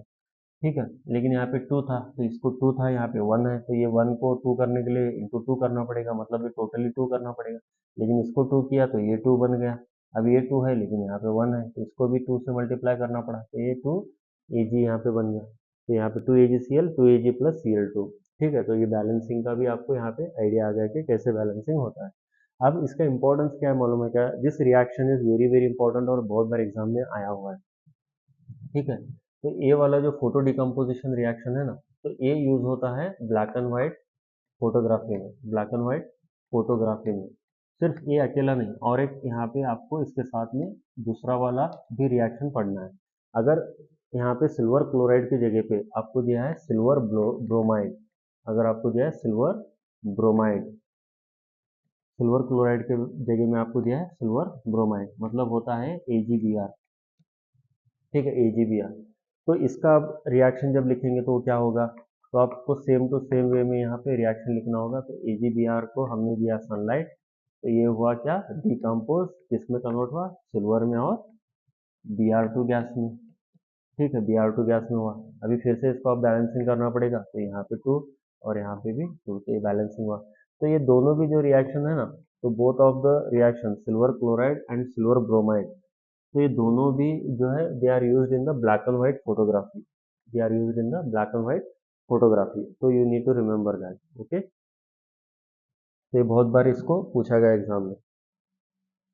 ठीक है, तो एक थर्मल डिकम्पोजिशन, इलेक्ट्रोलाइटिक डिकम्पोजिशन, और जो लास्ट वाला था फोटो डिकम्पोजिशन, आपके लिए बहुत ही इंपॉर्टेंट कंसेप्ट है। इस पे बार बार क्वेश्चन पूछा गया है, तो कभी कभी तो तीनों मिला के ही पूछता है। मतलब क्या बोलेगा कि with example explain each type of decomposition reaction. ठीक है, तो उस टाइम पे आपको वो अच्छे से आना चाहिए। तो यहाँ पे कुछ एक एग्जाम्पल्स दिया गया है। तो जो डिकम्पोजिशन रिएक्शन है, तो उसमें क्या होता है, तो यहाँ पे कुकिंग के टाइम पे जो है थर्मल डिकम्पोजिशन का यूज होता है। ठीक है, हीट की वजह से जो सब्सटेंस रहता है वो अलग अलग फॉर्म में होता है, तो ये आपको समझ सकते हैं। तो ब्लैक एंड व्हाइट फोटोग्राफी में होता है। ठीक है, तो यहाँ पे डिकम्पोजिशन ऑफ ऑर्गेनिक मैटर में भी क्या होता है कि एक जो सब्सटेंस रहता है वो ब्रेक डाउन हो रहा है। तो इलेक्ट्रोलाइसिस में इलेक्ट्रोप्लेटिंग होता है। तो मतलब जो इलेक्ट्रिसिटी पास करके हमने जो यहाँ पे सबसे हमने समझ लिया कि हाइड्रोजन गैस और ऑक्सीजन गैस होता है। इसकी जगह पे हम मेटल्स भी यूज कर सकते हैं। और जो मेटल प्लेटिंग होता है, मतलब जो आपको आयरन के जो आर्टिकल्स रहते हैं उसके ऊपर कभी कभी क्रोम का प्लेटिंग होता है। तो क्रोम का प्लेटिंग कैसे होगा, तो उसको हम बोलेंगे इलेक्ट्रोप्लेटिंग। तो इसमें हम क्या करते हैं, इलेक्ट्रोप्लेटिंग यूज करते हैं। ठीक है, तो हाइड्रोलाइसिस एंड डाइजेशन तो वहाँ पे भी होता है। तो ये भी आप आगे जाके समझेंगे कि किस टाइप का रिएक्शन होता है हाइड्रोलाइसिस में, क्या होता है। तो ये सारा जो है आपको साइंस लेने के बाद में आगे जाके आगे के स्टैंडर्ड में समझ में आएगा। ठीक है, तो थर्मल डिकम्पोजिशन बहुत सारे इंडस्ट्रियल प्रोसेसेस में भी यूज होता है। ओके, तो उसके बाद में जो अगला वाला है डिस्प्लेसमेंट रिएक्शन। तो अब डिस्प्लेसमेंट रिएक्शन में क्या होता है, तो वर्ड डिस्प्लेसमेंट ही आपको समझा रहा है कि इसमें होगा क्या। तो यहाँ पे कोई एक चीज़ जो है वो डिस्प्लेस हो जाएगी। तो इसमें आप समझ सकते हैं कि यहाँ पे दो एग्जांपल दिया हुआ है। तो एक जिंक, हमने क्या किया, एक जिंक मेटल को लिया। तो जिंक मेटल को जो है ना, हमने रिएक्ट करवाया CuSO4 से। अब हमने ऑब्जर्व क्या किया कि जैसे ही हमने जिंक को CuSO4 के सोल्यूशन में डाला, तो यहाँ पे जो है नया सॉल्यूशन बन गया जो है जिंक सल्फेट का। और यहाँ पे हमको ब्राउन कलर का कॉपर का जो डेपोजिशन दिख रहा था। तो कॉपर का डेपोजिशन क्या इंडिकेट कर रहा था हमको, कि यहाँ पे कॉपर जो है वो मेटल के फॉर्म में अलग हो गया। तो इसमें हुआ क्या है, आप देख सकते हैं कि ये जो CuSO4 था एक कंपाउंड के फॉर्म में था। यहाँ पे क्या था, कॉपर के साथ में सल्फेट इसके साथ में जुड़ा हुआ था। तो सल्फेट और कॉपर एक कंपाउंड के फॉर्म में थे। लेकिन जैसे ही जिंक को इनके साथ में लाया गया, इस कंपाउंड के साथ में लाया गया, तो जिंक जो है ना, तो जब रिएक्टिविटी सीरीज हम लिखते हैं तो जिंक का जो पोजीशन रहता है वो अपर पोजीशन पे रहता है विथ रिस्पेक्ट टू कॉपर। तो उसके बेसिस पे क्या होता है कि ये जो कॉपर सल्फेट में से कॉपर को जो है वो डिस्प्लेस कर देता है। ठीक है, तो ऐसा होता है। तो अभी इसको आपको समझने के लिए क्या करना पड़ेगा, थोड़ा सा रिएक्टिविटी सीरीज को भी ध्यान में रखना पड़ेगा। तो रिएक्टिविटी सीरीज के बाद में ही आप जो है ना डिस्प्लेसमेंट रिएक्शंस को करेक्टली लिख सकते हैं। तो इसमें आपको क्या देखना है कि जो स्टार्टिंग रहता है, ओके, तो पोटाशियम होता है, फिर सोडियम होता है, ओके, फिर कैल्शियम होता है, मैग्नीशियम, अल्यूमिनियम, ओके, फिर होता है जिंक, फिर होता है आयरन, ओके, फिर होता है लेड, उसके बाद में होता है आपका कॉपर, ओके, फिर होता है हाइड्रोजन, ओके, फिर होता है सिल्वर, फिर होता है गोल्ड, उसके बाद में होता है आपका प्लाटिनम। ओके, तो ये रिएक्टिविटी सीरीज है। इसका मतलब क्या है कि तो यहाँ पे जो है ना हाईली रिएक्टिव होंगे। तो जो ऊपर के जो है वो हाईली रिएक्टिव है। तो यहाँ पे जितना ऊपर जाएगा उतना हाईली रिएक्टिव होगा। ओके, और नीचे जो जाएगा वो क्या होगा, लीस्ट रिएक्टिव। ये क्या होता है, लीस्ट रिएक्टिव। ठीक है, तो ये ऐसा है। तो यहाँ पे जो हाइड्रोजन और कॉपर है, तो वो ऐसे है कि मतलब कंपाउंड तो बनाएंगे लेकिन मॉडरेटली है। और दिस टू आर इंटरचेंजेबल, मतलब ये कॉपर और हाइड्रोजन का पोजीशन जो है फिक्स नहीं है। कभी हाइड्रोजन ऊपर होगा, कभी कॉपर नीचे होगा। ठीक है, कभी कॉपर ऊपर और हाइड्रोजन नीचे होता है। बाकी के सारे एलिमेंट्स का पोजीशन इस तरह से फिक्स है। तो अभी इसमें डिस्प्लेसमेंट में आप समझ सकते हैं कि होगा क्या। तो ये सिंपल सा एक मतलब एक बोल सकते हैं कि एक रूल के जैसा हो जाएगा। तो जो भी यहाँ पे रिएक्टिव होगा, ज़्यादा रिएक्टिव होगा, वो कम रिएक्टिव एलिमेंट को कंपाउंड में से हटा के अपना खुद का रिएक्शन करेगा। क्योंकि ज़्यादा रिएक्टिव होने का मतलब क्या है कि उसका टेंडेंसी ज़्यादा है कंपाउंड बनाने का as compare to other metal. ठीक है, तो इसकी वजह से क्या होता है, जो यहाँ पे कंपाउंड रहता है उसको तोड़ के वो खुद का बना लेता है। तो इसमें बेसिकली होता क्या है कि जो नया कंपाउंड बनेगा ZnSO4, तो ZnSO4 को अगर आप सोचें कि ऐसा क्यों बना, तो ये होगा मोर स्टेबल। ये क्या होगा, मोर स्टेबल बनेगा। मतलब जैसा उसका प्रॉपर्टीज है वो हमेशा वैसे ही मेंटेन रहेगा। ये क्या होगा, उसके कंपैरिजन में, किसकी कंपैरिजन में, जिंक सल्फेट की, ये क्या होगा, लेस स्टेबल होगा। तो अब सिंपल सा रूल है कि जो लेस स्टेबल रहता है वो मोर स्टेबल होना चाहिए। क्योंकि केमिस्ट्री में कंपाउंड बनते ही इसलिए कि उनको स्टेबिलिटी चाहिए। तो ये लेस स्टेबल था इसलिए वो क्या बन गया, जैसे ही उसके पास में ऑप्शन मिला जिंक का मोर स्टेबल बनने का, तो चांस मिला तो उसने चांस ले लिया। तो जिंक सल्फेट क्या है, मोर स्टेबल कंपाउंड बन गया। और कॉपर क्या हो गया, तो यहाँ पे कॉपर क्या हुआ है, डिस्प्लेस हुआ है। तो ये कॉपर क्या हुआ है, डिस्प्लेस हुआ है। तो डिस्प्लेस हुआ है। ठीक है, तो ए अगर मोर रिएक्टिव देन बी है तो ये क्या करेगा, सी को अपने साथ कंपाउंड में लेगा और बी को डिस्प्लेस कर देगा। तो अगला देख सकते हैं आप, यहाँ पे लेड है और यहाँ पे क्या है, कॉपर क्लोराइड है। ठीक है, लेड और कॉपर क्लोराइड, फिर से आप चेक करिए, जो लेड है वो कहाँ पे है, कॉपर के ऊपर है। तो जो भी दूसरे मेटल के ऊपर होगा वो उस मेटल को रिप्लेस करेगा, डिस्प्लेस करेगा। तो लेड जो है कॉपर के ऊपर है तो कॉपर को हटाएगा और खुद का कंपाउंड बनाएगा। तो यहाँ पे कॉपर हट गया तो लेड आ गया, तो और कॉपर यहाँ पे डिस्प्लेस हो गया। तो लेड क्लोराइड एंड कॉपर, तो इस तरह से यहाँ पे डिस्प्लेसमेंट रिएक्शन हुआ है। ठीक है, तो इसमें डिस्प्लेसमेंट रिएक्शन के अंदर आपको एक एक्टिविटी भी दिया गया है, तो ये भी आपको ध्यान में रखना है कि यहाँ पे एक आयरन और कॉपर सल्फेट सॉल्यूशन का एक एक्टिविटी दिया है। तो इसमें आपको करना क्या है कि कॉपर सल्फेट जो होता है क्रिस्टल फॉर्म में आता है, ब्लू कलर के क्रिस्टल्स होते हैं। तो इसको आप जब पानी में डालेंगे थोड़ी देर के बाद में जो पानी का कलर होगा वो क्या होगा, ब्लू हो जाएगा। तो यहाँ पे वाटर का कलर क्या है, ब्लू है। तो ये ब्लू वाटर जो सोल्यूशन है वो किसका सोल्यूशन है, ये कॉपर सल्फेट का सोल्यूशन है, CuSO4 का सोल्यूशन है। तो अब इसके अंदर हम क्या करेंगे, आयरन डालेंगे। आयरन मतलब क्या होता है, Fe होता है। तो जब इसके अंदर आयरन को हम डालेंगे तो अभी चेक करो कि जो रिएक्टिविटी सीरीज था, तो अभी पिछले स्लाइड में आपने देखा था कि रिएक्टिविटी सीरीज, आयरन का पोजीशन कॉपर से ऊपर है या नीचे है। तो आप क्लियरली देख सकते हैं कि यहाँ पे आयरन का पोजीशन कॉपर से ऊपर है, तो मतलब iron is more reactive than copper. तो इसीलिए अभी यहाँ पे आप ऑब्जर्व करेंगे कि जो आयरन है वो क्या है, कॉपर से ज़्यादा रिएक्टिव है। तो जब इसका रिएक्शन लिखेंगे तो क्या होगा, iron will replace copper from its salt and it will form iron sulphate, और कॉपर को क्या करेगा, डिस्प्लेस करेगा। तो इसमें डिस्प्लेस जब होगा कॉपर, तो ये जो ब्लू कलर का जो यहाँ पे सोल्यूशन था, तो ये कलर सेम नहीं रहेगा क्योंकि कॉपर तो निकल गया। इसका कलर चेंज होकर आपको क्या दिखेगा, ग्रीन कलर दिखा। अब ग्रीन कलर क्यों दिखा, ग्रीन कलर दिखा क्योंकि हमको जो प्रोडक्ट बनने वाला है ना, वो प्रोडक्ट क्या है, हमारा जो न्यू प्रोडक्ट होगा वो क्या होगा, FeSO4 होगा। FeSO4 का सोल्यूशन होगा। अब आपको पता है कि FeSO4 आयरन सल्फेट होता है, और पिछले आपको एक एक्टिविटी में बताया गया कि आयरन सल्फेट का कलर क्या होता है, ग्रीन इन कलर होता है। तो इसकी वजह से इसका कलर चेंज होकर क्या बन जाएगा, लाइट ग्रीन बन जाएगा। यहाँ पे आपको दिया गया डायग्राम। ठीक है, तो अभी जो स्टार्टिंग में क्या था, ब्लू कलर था। तो ये blue colour of copper sulfate solution in test tube A, and we compare the color of the iron nails dipped in the copper sulfate solution with the one kept aside। तो अभी देखो iron जो था पहले grey colour का था, इसको हमने डिप किया। अब ये कलर क्या हो जाएगा, ये ब्राउन दिखेगा। ये ब्राउन क्यों दिख रहा है, तो ये ब्राउन जो है इसके ऊपर है, ब्राउन कलर का क्या है कि CO का इसके ऊपर डिपोजिशन हुआ है। क्या हुआ है, इसके ऊपर CO का डिपोजिशन हुआ है। तो इसकी वजह से वो क्या दिख रहा है, ब्राउन कलर का दिख रहा है। तो अगर कॉपर सल्फेट के सॉल्यूशन में से कॉपर हट गया तो जो आयरन जो था यहाँ से निकल के उसके अंदर ऐड हो गया, तो इसका जो कलर होगा वो क्या हो जाएगा, अभी चेंज हो जाएगा। तो ये जो कलर है ये किसका है, तो ये पहले जो था वो आयरन सल्फेट कॉपर सल्फेट का था। अब जो बन गया वो किसका बन गया, FeSO4 का बन गया। और जो इसके अंदर कॉपर था वो किधर से चला गया, वो आयरन नेल के ऊपर डिपॉजिट होकर निकल गया। ठीक है, तो इसका कलर क्या होगा, लाइट ग्रीन भी बोल सकते हैं, कभी कभी कलरलेस भी बोल सकते हैं, फेडेड कलर बोल सकते हो।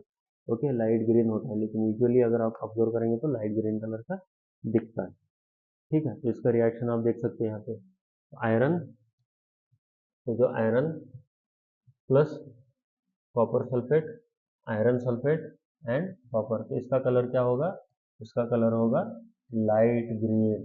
तो आपको यहाँ पे कलर्स के भी नाम थोड़ा सा कंपाउंड के साथ में याद रखना बहुत इंपॉर्टेंट है, क्योंकि एग्जाम में बहुत बार कंफ्यूज करके पूछता है क्वेश्चंस को, तो कलर भी आपको इंपॉर्टेंट है, ध्यान में रखना।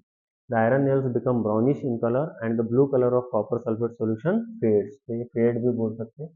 Iron has displaced another copper element from copper sulphate solution, हुआ क्या है यहाँ पे, आयरन ने जो है ना कॉपर को कॉपर सल्फेट के सोल्यूशन से डिस्प्लेस किया है, वेरी सिंपल। ठीक, तो ये था डिस्प्लेसमेंट रिएक्शन। तो यहाँ पे अभी इसके एप्लीकेशंस कहाँ कहाँ पे यूज होते हैं, तो गैल्वेनाइजेशन में होते हैं। ठीक है, जिंक प्लेटिंग जिसको बोलते हैं, जिंक को अगर हम प्लेटिंग करना है तो इसमें भी यूज होता है।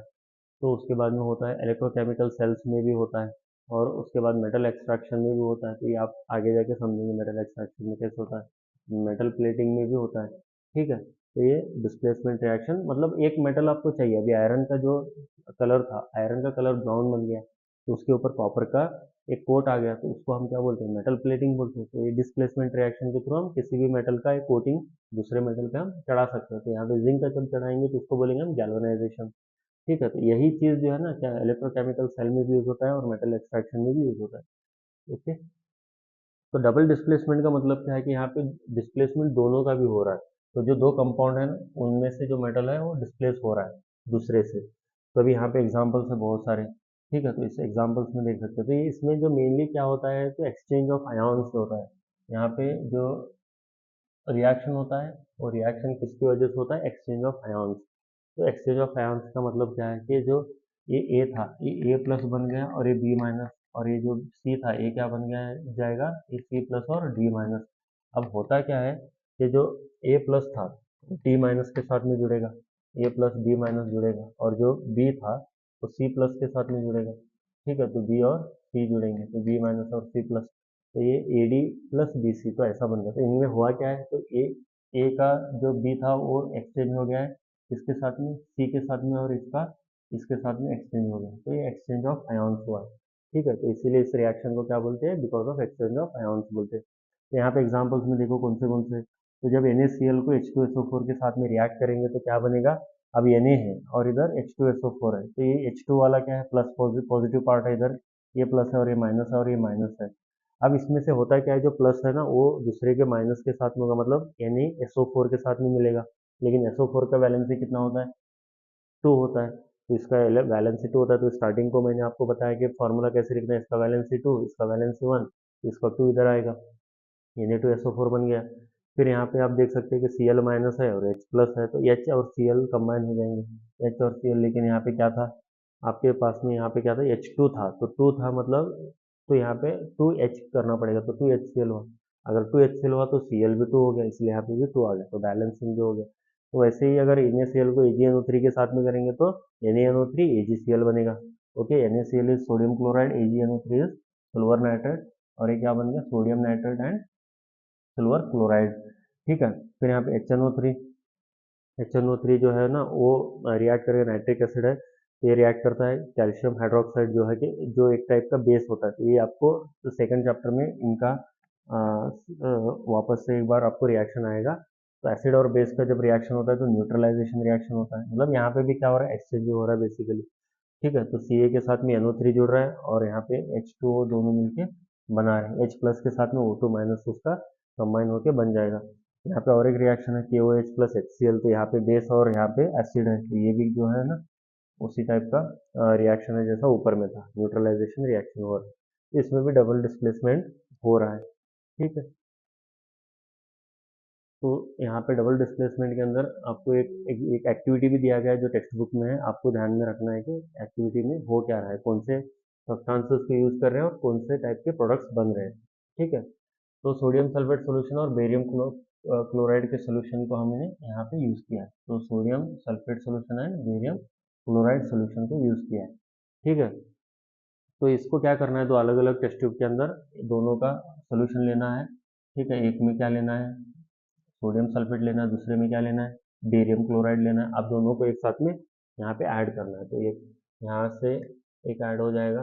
ओके, तो यहाँ पे समझिए कि आप बेरियम क्लोराइड है BaCl2 और यहाँ पे क्या है BaSO4 बेरियम सल्फेट। ठीक है, तो इन दोनों को एक दूसरे के साथ में मिक्स किया, सॉरी, जो सोडियम बेरियम क्लोराइड और सोडियम सल्फेट है, तो सोडियम सल्फेट है Na2SO4। ओके, सोडियम सल्फेट और बेरियम क्लोराइड। अब इन दोनों को मिक्स करने के बाद में क्या होगा, तो यहाँ पे Na2SO4 और बेरियम क्लोराइड, तो इसमें से Na प्लस और Ba प्लस है, 2 प्लस है, तो ये 2 माइनस है और ये माइनस है, तो अभी एक दूसरे के साथ एक्सचेंज करेंगे, तो BaSO4 का दोनों का बैलेंस ही 2 था, तो ये विदाउट नंबर आ जाएगा, और Na एंड Cl का भी 1 1 था, तो ये विदाउट नंबर आ जाएगा, मतलब सफिक्स आ जाएगा। ठीक है, अब यहाँ पे Na2 था इसलिए हमको 2Na करना पड़ा, यहाँ पे भी Cl2 था इसलिए 2NaCl बैलेंसिंग के लिए चाहिए था, तो इनके नेम्स याद रखिए। और इसका जो कलर होता है बेरियम सल्फेट का, ये होता है white PPT, white coloured PPT. ठीक है, व्हाइट कलर्ड पीपीटी। तो स्टार्टिंग में भी आपको एक रिएक्शन था, तो उसमें जो था लेड आयोडाइड था, लेड आयोडाइड का कलर क्या होता है, येलो पीपीटी होता है। यहाँ पे क्या होगा, बेरियम सल्फेट, बेरियम सल्फेट का जो कलर होगा क्या होगा, येलो पीपीटी होगा। तो यूजुअली जो डबल डिस्प्लेसमेंट रिएक्शन होता है उसके अंदर कंपल्सरीली आपको एक पीपीटी बनता है। ठीक है, तो यहाँ पे क्या हुआ, एक्सचेंज ऑफ आयॉन्स हुआ है। ओके, तो वो भी आपको ध्यान में रखना है। तो वही चीज़ यहाँ पे आपको डिटेल में दिया है कि any reaction that produces a precipitate can be called as precipitation reaction, तो उसी को हम प्रेसिपिटेशन रिएक्शन में बोल सकते हैं, और ये डिस्प्लेसमेंट, डबल डिस्प्लेसमेंट रिएक्शन में यूजुअली होता है। ठीक है, तो यही चीज़ यहाँ पे वापस से लिखा है, बताया है कि ये जो है ना व्हाइट प्रेसिपिटेट बना रहा है, मतलब प्रेसिपिटेट का मतलब क्या है कि ये जो कंटेंट होगा आप वाटर में अगर डालेंगे तो ये कभी उसमें डिजोल्व नहीं होगा, तो ये वाटर इनसोल्यूबल होता है, तो वैसे का वैसा वो बॉटम पे जाके बैठ जाएगा, तो इसको हम क्या बोलेंगे, प्रेसिपिटेट बोलेंगे। ठीक है, तो ये सोडियम क्लोराइड जो है वो वाटर के अंदर क्या होता है, ये आराम से घुल जाता है, मतलब नमक जब आप पानी में ऐड करते हो तो घुल जाता है, तो वो क्या बनता है, सोल्यूशन बनाता है। एक्वियस का मतलब सोल्यूशन है। सल्फेट जो प्रेसिपिटेट है वो क्या है, सॉलिड है, पाउडर के फॉर्म में रहेगा, तो नीचे बैठ जाएगा, तो यहाँ पे सॉलिड का सिंबल यूज किया है। ठीक है, यहाँ पे दोनों भी एक्वियस एक्वियस है, मतलब कि ये दोनों भी वाटर के साथ में मिक्स किए गए सोल्यूशन है। ओके, तो यहाँ पे लास्ट वाला जो टाइप ऑफ रिएक्शन है वो है ऑक्सीडेशन एंड रिडक्शन और रेडॉक्स रिएक्शन, तो इसमें दोनों भी आएंगे, तो हम एट ए टाइम सब समझ सकते हैं, तो ये ऑक्सीडेशन क्या है, फिर रिडक्शन क्या है, फिर रेडॉक्स क्या है। अभी ऑक्सीडेशन का मतलब क्या है देखिए, तो ऑक्सी से आया है कि अगर किसी सब्सटेंस में ऑक्सीजन ऐड हो रहा है, ओके, यहाँ पे क्या हो रहा है, addition of oxygen, addition of oxygen हो रहा है, या फिर क्या होना चाहिए, रिमूवल, किसका रिमूवल होना चाहिए, रिमूवल ऑफ हाइड्रोजन, तो इसको हम क्या बोलेंगे, इसको बोलेंगे हम ऑक्सीडेशन। यहाँ पे क्या हो रहा है, यहाँ पे रिडक्शन में क्या होता है, रिमूवल ऑफ ऑक्सीजन होना चाहिए, removal of oxygen, removal of oxygen, removal of oxygen और addition of hydrogen, addition of hydrogen, यहाँ पे एडिशन ऑफ हाइड्रोजन होना चाहिए, तब जाके इसको क्या बोलेंगे हम, रिडक्शन बोलेंगे। अगर दोनों भी एक साथ में हो रहा है तो मतलब एक में आपका ऑक्सीजन भी ऐड हो रहा है और एक में से रिमूव हो रहा है, तो उस टाइम पे हम क्या बोलेंगे, रेडॉक्स रिएक्शन बोलेंगे। तो यहाँ पे एक एग्जांपल है, सिंपली आप समझ सकते हैं कि स्टार्टिंग में क्या है, आपके पास में कंपाउंड CuO है, तो अगर इसको हाइड्रोजन के साथ में रिएक्ट करेंगे तो क्या बन रहा है, तो CuO जो है वो यहाँ पे बना रहा है CO, मतलब ये अलग हो गया, O से अलग हो गया, मतलब इसमें से क्या हुआ है, O निकल गया है, तो removal of oxygen is called as what, यहाँ पे अभी जस्ट हमने लिखा डेफिनेशन, रिडक्शन हुआ है इसका, इसका रिडक्शन हुआ है। और हाइड्रोजन क्या था, अकेला था, इसमें क्या हो गया, ऑक्सीजन आके ऐड हो गया, तो हाइड्रोजन के साथ में एडिशन ऑफ ऑक्सीजन हो गया, इसको हम क्या बोलेंगे, ऑक्सीडेशन बोलेंगे। अब एट द सेम टाइम इसका आपको एजेंट का नाम भी याद रखना पड़ता है, तो यहाँ पे रेड्यूसिंग एजेंट कौन है, तो जो इसका ऑक्सीजन को निकाल के ले रहा है, तो क्या हो गया, रेड्यूसिंग एजेंट। ठीक है, और यहाँ पे ऑक्सीडेशन हो रहा है, तो इसका ऑक्सीडेशन, ऑक्सीडाइजिंग एजेंट कौन है, इसको ऑक्सीजन कौन प्रोवाइड कर रहा है, तो इसको ऑक्सीजन कौन प्रोवाइड कर रहा है, इसको ऑक्सीजन प्रोवाइड कर रहा है CuO, तो CuO क्या है, यहाँ पे ऑक्सीडाइजिंग एजेंट है, और H2 क्या है, यहाँ पे रेड्यूसिंग एजेंट है, तो ये भी आपको याद रखना है। ठीक है, तो यहाँ पे ऑक्सीडाइजिंग एजेंट,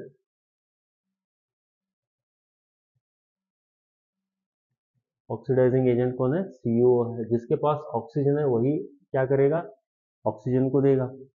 ठीक है, तो ऑक्सीडाइजिंग एजेंट, और जो ऑक्सीजन को लेगा वो रिड्यूस कर रहा है दूसरे को, तो वो रिड्यूसिंग एजेंट, तो रिड्यूसिंग एजेंट कौन है यहाँ पे,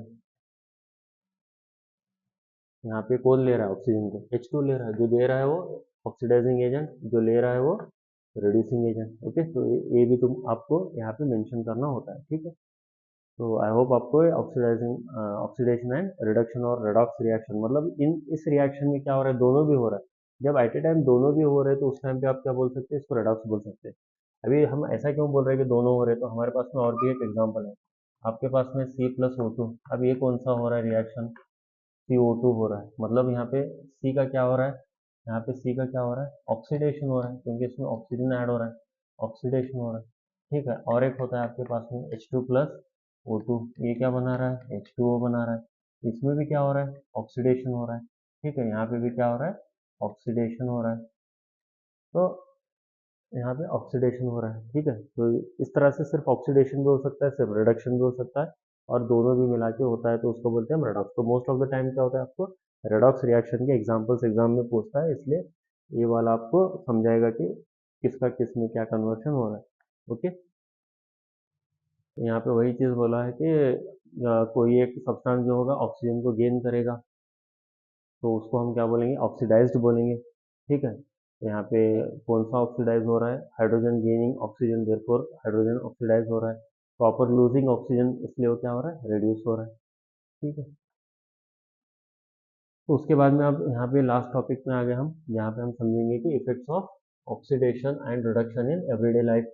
तो जो ऑक्सीडेशन या रिडक्शन होता है ना, वो हमारे डे टू डे लाइफ में बहुत सारे प्रोसेसेस को अफेक्ट करता है। तो यहाँ पे हम मेनली जो समझेंगे, पहला वाला जो है आप बोल सकते हैं कि फर्स्ट वाला जो इफेक्ट है वो करोजन है। अब करोजन का मतलब क्या है कि बहुत सारे मेटल्स जो है ना, तो बहुत सारे मेटल्स जो है, अगर वो उनके प्रॉक्सिमिटी में कोई सब्सटेंसेस आते हैं, जैसा होता है मॉइस्चर, अगर इसके मेटल के साथ में अगर मॉइस्चर आ गया, ओके, या फिर एसिड्स आ गया, ठीक है, तो ये क्या हो जाता है, ये इस मेटल का जो सरफेस रहता है ना, इसको अफेक्ट करना स्टार्ट कर देता है, तो इसके साथ में रिएक्ट करता है, तो उसको हम क्या बोलते हैं, इसका करोजन होता है, इसको क्या बोलेंगे हम, करोजन हो रहा है, तो मेटल का करोजन हो रहा है, ठीक है। तो when a metal is attacked by substances such as moisture, acids, etc., it is said to corrode, and this process is called as corrosion, ठीक है। तो अगर कोई भी मॉइस्चर या एसिड अटैक करेगा तो करोजन होता है, मतलब जो मेटल का जो प्रॉपर्टीज रहता है, तो जो सरफेस के ऊपर ही हो,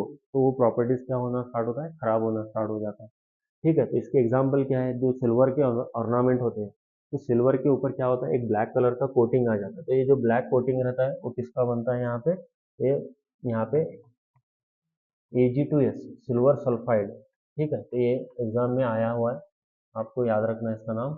ये क्या होता है, ब्लैक कोटिंग देता है, black coating on the silver, तो मतलब ये सिल्वर का करोजन है एक टाइप से। तो ग्रीन कोटिंग ऑन कॉपर, तो ग्रीन कोटिंग ऑन कॉपर मतलब आपके घर पे अगर ओल्ड वाले जो वेसल्स रहते हैं कॉपर के, ओके, तो उसके ऊपर आप कभी भी देखेंगे तो एक टाइप का green colour, dark green colour का एक लेयर होता है, ठीक है। तो लेयर किसका होता है, तो यहाँ पे कॉपर ऑक्साइड का लेयर होता है उसके ऊपर, ठीक है। तो कॉपर ऑक्साइड का एक लेयर होता है, ठीक है।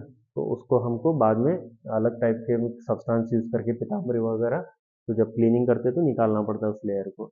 तो ये भी क्या है, करोजन ऑफ कॉपर ऑक्साइड होता है, ठीक है। तो अभी इसमें इसके डिसएडवांटेजेस क्या है, तो इससे अफेक्ट क्या होता है, तो जो भी आयरन आर्टिकल्स वगैरह रहते हैं, जो मेन जो हमारे स्ट्रक्चर्स रहते हैं आयरन के, तो वो सारे के सारे क्या हो जाते हैं, over a period of time वो डैमेज होना स्टार्ट हो जाते हैं। तो यहाँ पे देखो, कार का जो बॉडी भी रहता है वो भी रस्टिंग होता है, खराब होने स्टार्ट होता है, या फिर जो रेलवे के जो रेल्स होते हैं, ठीक है, तो वो भी over a period of time क्या होना स्टार्ट होता है, रस्टिंग होना स्टार्ट होता है, तो उसमें बहुत जो पार्ट्स रहते हैं वो लूज होना स्टार्ट कर देते हैं।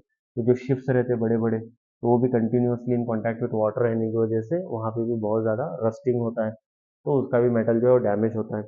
तो तो बहुत सारे जो मेटल से बने हुए ऑब्जेक्ट्स रहते हैं वो सारे के सारे क्या होते हैं, रस्ट होना स्टार्ट होते हैं, तो उसकी वजह से क्या होता है, जो ओवरऑल जो स्ट्रक्चर रहता है वो खराब होता है। तो आप यहाँ पे देख सकते हैं, तो जो कार का जो लोअर बॉडी है वो वाटर के साथ में कंटिन्यूअस कांटेक्ट में रहता है, इसलिए इतना पार्ट क्या हो गया, टोटली रस्ट हो गया। तो रस्ट होने के बाद क्या होता है, उतना टोटली डैमेज हो गया, ओके। तो वैसे ही आप यहाँ पे देख सकते हैं, जो यहाँ पे जॉइंट्स वगैरह रहते हैं तो ये भी अफेक्ट हो जाते हैं सारे के सारे, तो रेल्स जो है वो रस्ट हो गए। तो ब्रिजेस देख सकते हैं, तो ये अगर इतना ज़्यादा यहाँ पे रस्टिंग हुआ है, तो जो इंटरनल यहाँ पे स्ट्रेंथ रहता है, जो स्ट्रक्चर का जो स्ट्रेंथ रहता है, तो वो क्या हो जाता है, यहाँ पे टोटली खराब हो जाता है, ठीक है। तो स्ट्रक्चर कम हो जाता है। आप देख देख सकते हैं कि यहाँ पे एक शिप है जिसको ऐसे ही मतलब अबैंडन किया गया। तो over a period of time totally यहाँ से यहाँ तक का आप देख सकते हैं कि इसका हाल क्या हुआ है। तो this is nothing but totally because of rusting. तो इसको हम क्या बोलते हैं, रस्टिंग बोलते हैं। तो corrosion of iron is called as particularly rusting. ठीक है, तो ये रस्टिंग हुआ रहता है यहाँ पे। तो इसका जो फॉर्मूला रहता है आपका Fe3O4। ये Fe3O4 से जो लेयर रहता है ना, ओ वाला लेयर इसके ऊपर बन जाता है। ठीक है, जिसको हम रस्टिंग बोलेंगे। Okay, so these are the some effects of corrosion on the metals और different structures made up of iron। उसके बाद में आप रैंसिडिटी की बात करते हैं। ठीक है, रैंसिडिटी मतलब क्या है, स्टेलमेंट ऑफ फूड। तो अभी जो आप फूड आइटम्स वगैरह रहते हैं, तो जो भी आप घर पे खाना बनाते हैं, तो एक टाइम के बाद में खराब होना स्टार्ट होता है। सुबह में अगर बना के आपने ऐसे ही छोड़ दिया, शाम तक आपने अपना टिफिन नहीं खाया, तो शाम में जब आप ओपन करेंगे तो उसमें से क्या होगा, एक फाउल स्मेल आएगा। ठीक है, और उसको अगर आप टेस्ट करेंगे तो उसका टेस्ट भी जो है ना बहुत ही खराब टेस्ट होगा। तो इसमें होता क्या है, बेसिकली ऑक्सीडेशन होता है। किसका ऑक्सीडेशन होता है, तो फूड के अंदर क्या होता है, ऑयल होता है एंड फैट होता है। ओके, ऑयल एंड फैट्स होते हैं। तो फूड जो है ना ऑयल से बनता है और फैट्स भी होते हैं। तो अगर इसका ऑयल एंड फैट्स का अगर ऑक्सीडेशन होता है, इसका क्या होता है, अगर ऑक्सीडेशन होता है मतलब ये एयर के कांटेक्ट में आते हैं तो ऑक्सीडेशन होता है। तो ये क्या हो जाता है, खराब होना स्टार्ट हो जाता है, जिसको हम क्या बोलेंगे, रैंसिडिटी बोलेंगे। When fats and oils are oxidized they become rancid, मतलब खराब हो गए। ठीक है, they become rancid. they smell the smell and the taste of that food will change। okay, usually substances which prevent oxidation। तो अभी इसको अवॉइड भी कर सकते हैं हम। ठीक है, तो इसको अवॉइड कैसे कर सकते हैं हम, तो we have to add some preservatives. मतलब अभी समझिए कि आप किसी मॉल में वगैरह जाते हैं, शॉप में जाते हैं, तो बहुत सारे कंटेनर्स के अंदर फूड आइटम्स बहुत दिनों तक रखे हुए रहते हैं। गुलाब जामुन हो गए या बहुत सारे आइटम केक वगैरह हो गए। तो अभी आप अगर आप बोल रहे हैं कि फूड जो होता है खराब हो जाता है, तो फिर वो कैसे मेंटेन होता है, तो उसमें एक अलग टाइप के जो है ना केमिकल्स को ऐड किया जाता है। तो उन केमिकल्स को हम क्या बोलते हैं, एंटीऑक्सीडेंट्स बोलते हैं। उनको क्या बोलेंगे हम, एंटीऑक्सीडेंट्स। ठीक है, तो एंटीऑक्सीडेंट्स के अंदर क्या प्रॉपर्टी रहता है कि वो ऑक्सीडेशन को होने से रोकते हैं, प्रिवेंट करते हैं। ठीक है, तो antioxidants are added to avoid oxidation of the food. तो ये लॉन्गर पीरियड देता है। उसके साथ में और क्या करते हैं, तो उसके साथ में हम कर सकते हैं कि जो फूड के कंटेनर होते हैं वो टोटली एयर टाइट हो। एयर टाइट का मतलब क्या है, कि अगर आप ऑक्सीडेशन होने के लिए क्या चाहिए, O2 चाहिए। अगर आप O2 को यहाँ पे ब्लॉक कर दें कंटेनर के अंदर, ये O2 जा ही नहीं पाए, तो क्या होगा, ये जा ही नहीं पाएगा तो क्या होगा, तो ये जो फूड आइटम रहेगा ये एयर टाइट है तो यहाँ पे सेफ रहेगा। ये फूड जो रहेगा फ्रेश रहेगा। तो बहुत सारे कंपनीज के एयर टाइट कंटेनर भी आते हैं, लीक प्रूफ रहता है, तो उसके अंदर खाना जो है वो शाम तक भी अगर आप रखेंगे तो जैसा सुबह में रहता है उसी टेस्ट का आपको शाम में भी मिलेगा। उसका रीज़न क्या है कि उसका एयर के साथ में कोई कांटेक्ट नहीं हुआ है, कोई ऑक्सीडेशन नहीं हुआ है। उसके बाद में और भी आप एक्सपीरियंस किए होंगे, जब भी आप चिप्स खाए होंगे तो आप अपने आपने ऑब्जर्व किया होगा कि चिप्स का पैकेट जो रहता है फुला हुआ रहता है। अब फुला हुआ रहता है तो बहुत बच्चों को लगता है कि उसके अंदर एयर होगा, लेकिन उसके अंदर एयर नहीं होता है, क्योंकि एयर अगर होगा तो क्या होगा, ऑक्सीडेशन होगा और वो जो चिप्स है वो खराब हो जाएंगे। तो उसके अंदर क्या रहता है, उसके अंदर आपका रहता है नाइट्रोजन गैस। तो इसमें क्या रहता है, नाइट्रोजन गैस रहता है। ठीक है, तो इसको टोटली नाइट्रोजन गैस से भर दिया जाता है, क्योंकि नाइट्रोजन गैस जो है वो रिएक्ट नहीं करता है फूड आइटम्स के साथ में और उसका क्वालिटी को खराब नहीं करता है। ठीक है, तो ऐसा रहता है। तो कभी कभी हमको क्या है ना, जो फूड आइटम्स रहते हैं वो उनको कहाँ पे स्टोर करना रहता है, डार्क एंड कूल प्लेसेस में। डार्क एंड कूल प्लेसेस में स्टोर करना पड़ता है। ठीक है, धूप में या फिर जहाँ पे धूप डायरेक्टली आती है खिड़की के पास वगैरह नहीं रखते, तो इसको हम कहाँ पे रखते हैं, कबर्ड्स में या फिर रेफ्रिजरेटर टाइप जैसा रहता है ना वहाँ पे रखते हैं। तो उसकी वजह से क्या होता है, they will remain preserve, well maintained. ठीक है, तो this was all about the first chapter of your chemistry. ठीक है, आई होप जो यहाँ पे बेसिक जो चीज़ें थी कि आपको जो समझना था कि केमिकल रिएक्शन मतलब क्या होता है, फिर उसको हम किस तरह से रिप्रेजेंट करते हैं केमिकल इक्वेशन के फॉर्म में, फिर टाइप्स ऑफ केमिकल इक्वेशंस या फिर रिएक्शंस कौन से हैं, फिर उन रिएक्शंस के अंदर क्या क्या चीज़ें होती है, क्या क्या एक्टिविटीज़ है जो आपको याद रखना है और प्रैक्टिस करना है। ठीक है, तो ये चैप्टर जो है आपको बहुत ही इंपॉर्टेंट चैप्टर है, क्योंकि इसको जब आप अच्छे से समझ लेंगे, इसके जो कंसेप्ट है, इसके जो रिएक्शंस है, आप अच्छे से इसको समझ के प्रैक्टिस करेंगे, तो आने वाले जो आपके 3 चैप्टर होंगे केमिस्ट्री के, आपको बहुत ही ईजी से समझ में आएंगे। अदरवाइज आपको क्या होगा कि वापस इस चैप्टर को और एक बार अच्छे से पढ़ना पड़ेगा, इसकी जो फॉर्मूलेज है, रिएक्शंस है, उसको वापस से प्रैक्टिस करना पड़ेगा। फिर आपको जो है ना दूसरे वाले चैप्टर्स समझना स्टार्ट होंगे। ठीक है, तो इस चैप्टर को और एक बार आप अच्छे से गो थ्रू करिए। और एनसीईआरटी टेक्स्ट बुक्स में से जो भी क्वेश्चन या रिएक्शन है उसको और एक बार प्रैक्टिस करिए अच्छे से, फिर आपका ये चैप्टर का जो कंटेंट है वो अच्छे से तैयारी हो जाएगा। ठीक है, तो आई होप आप लोगों को ये वाला वीडियो बहुत अच्छा लगा होगा, समझ में आया होगा, और आपको इसमें से बहुत सारी चीज़ें जो है वो एग्जाम में काम में भी आएंगी। Okay, thank you so much.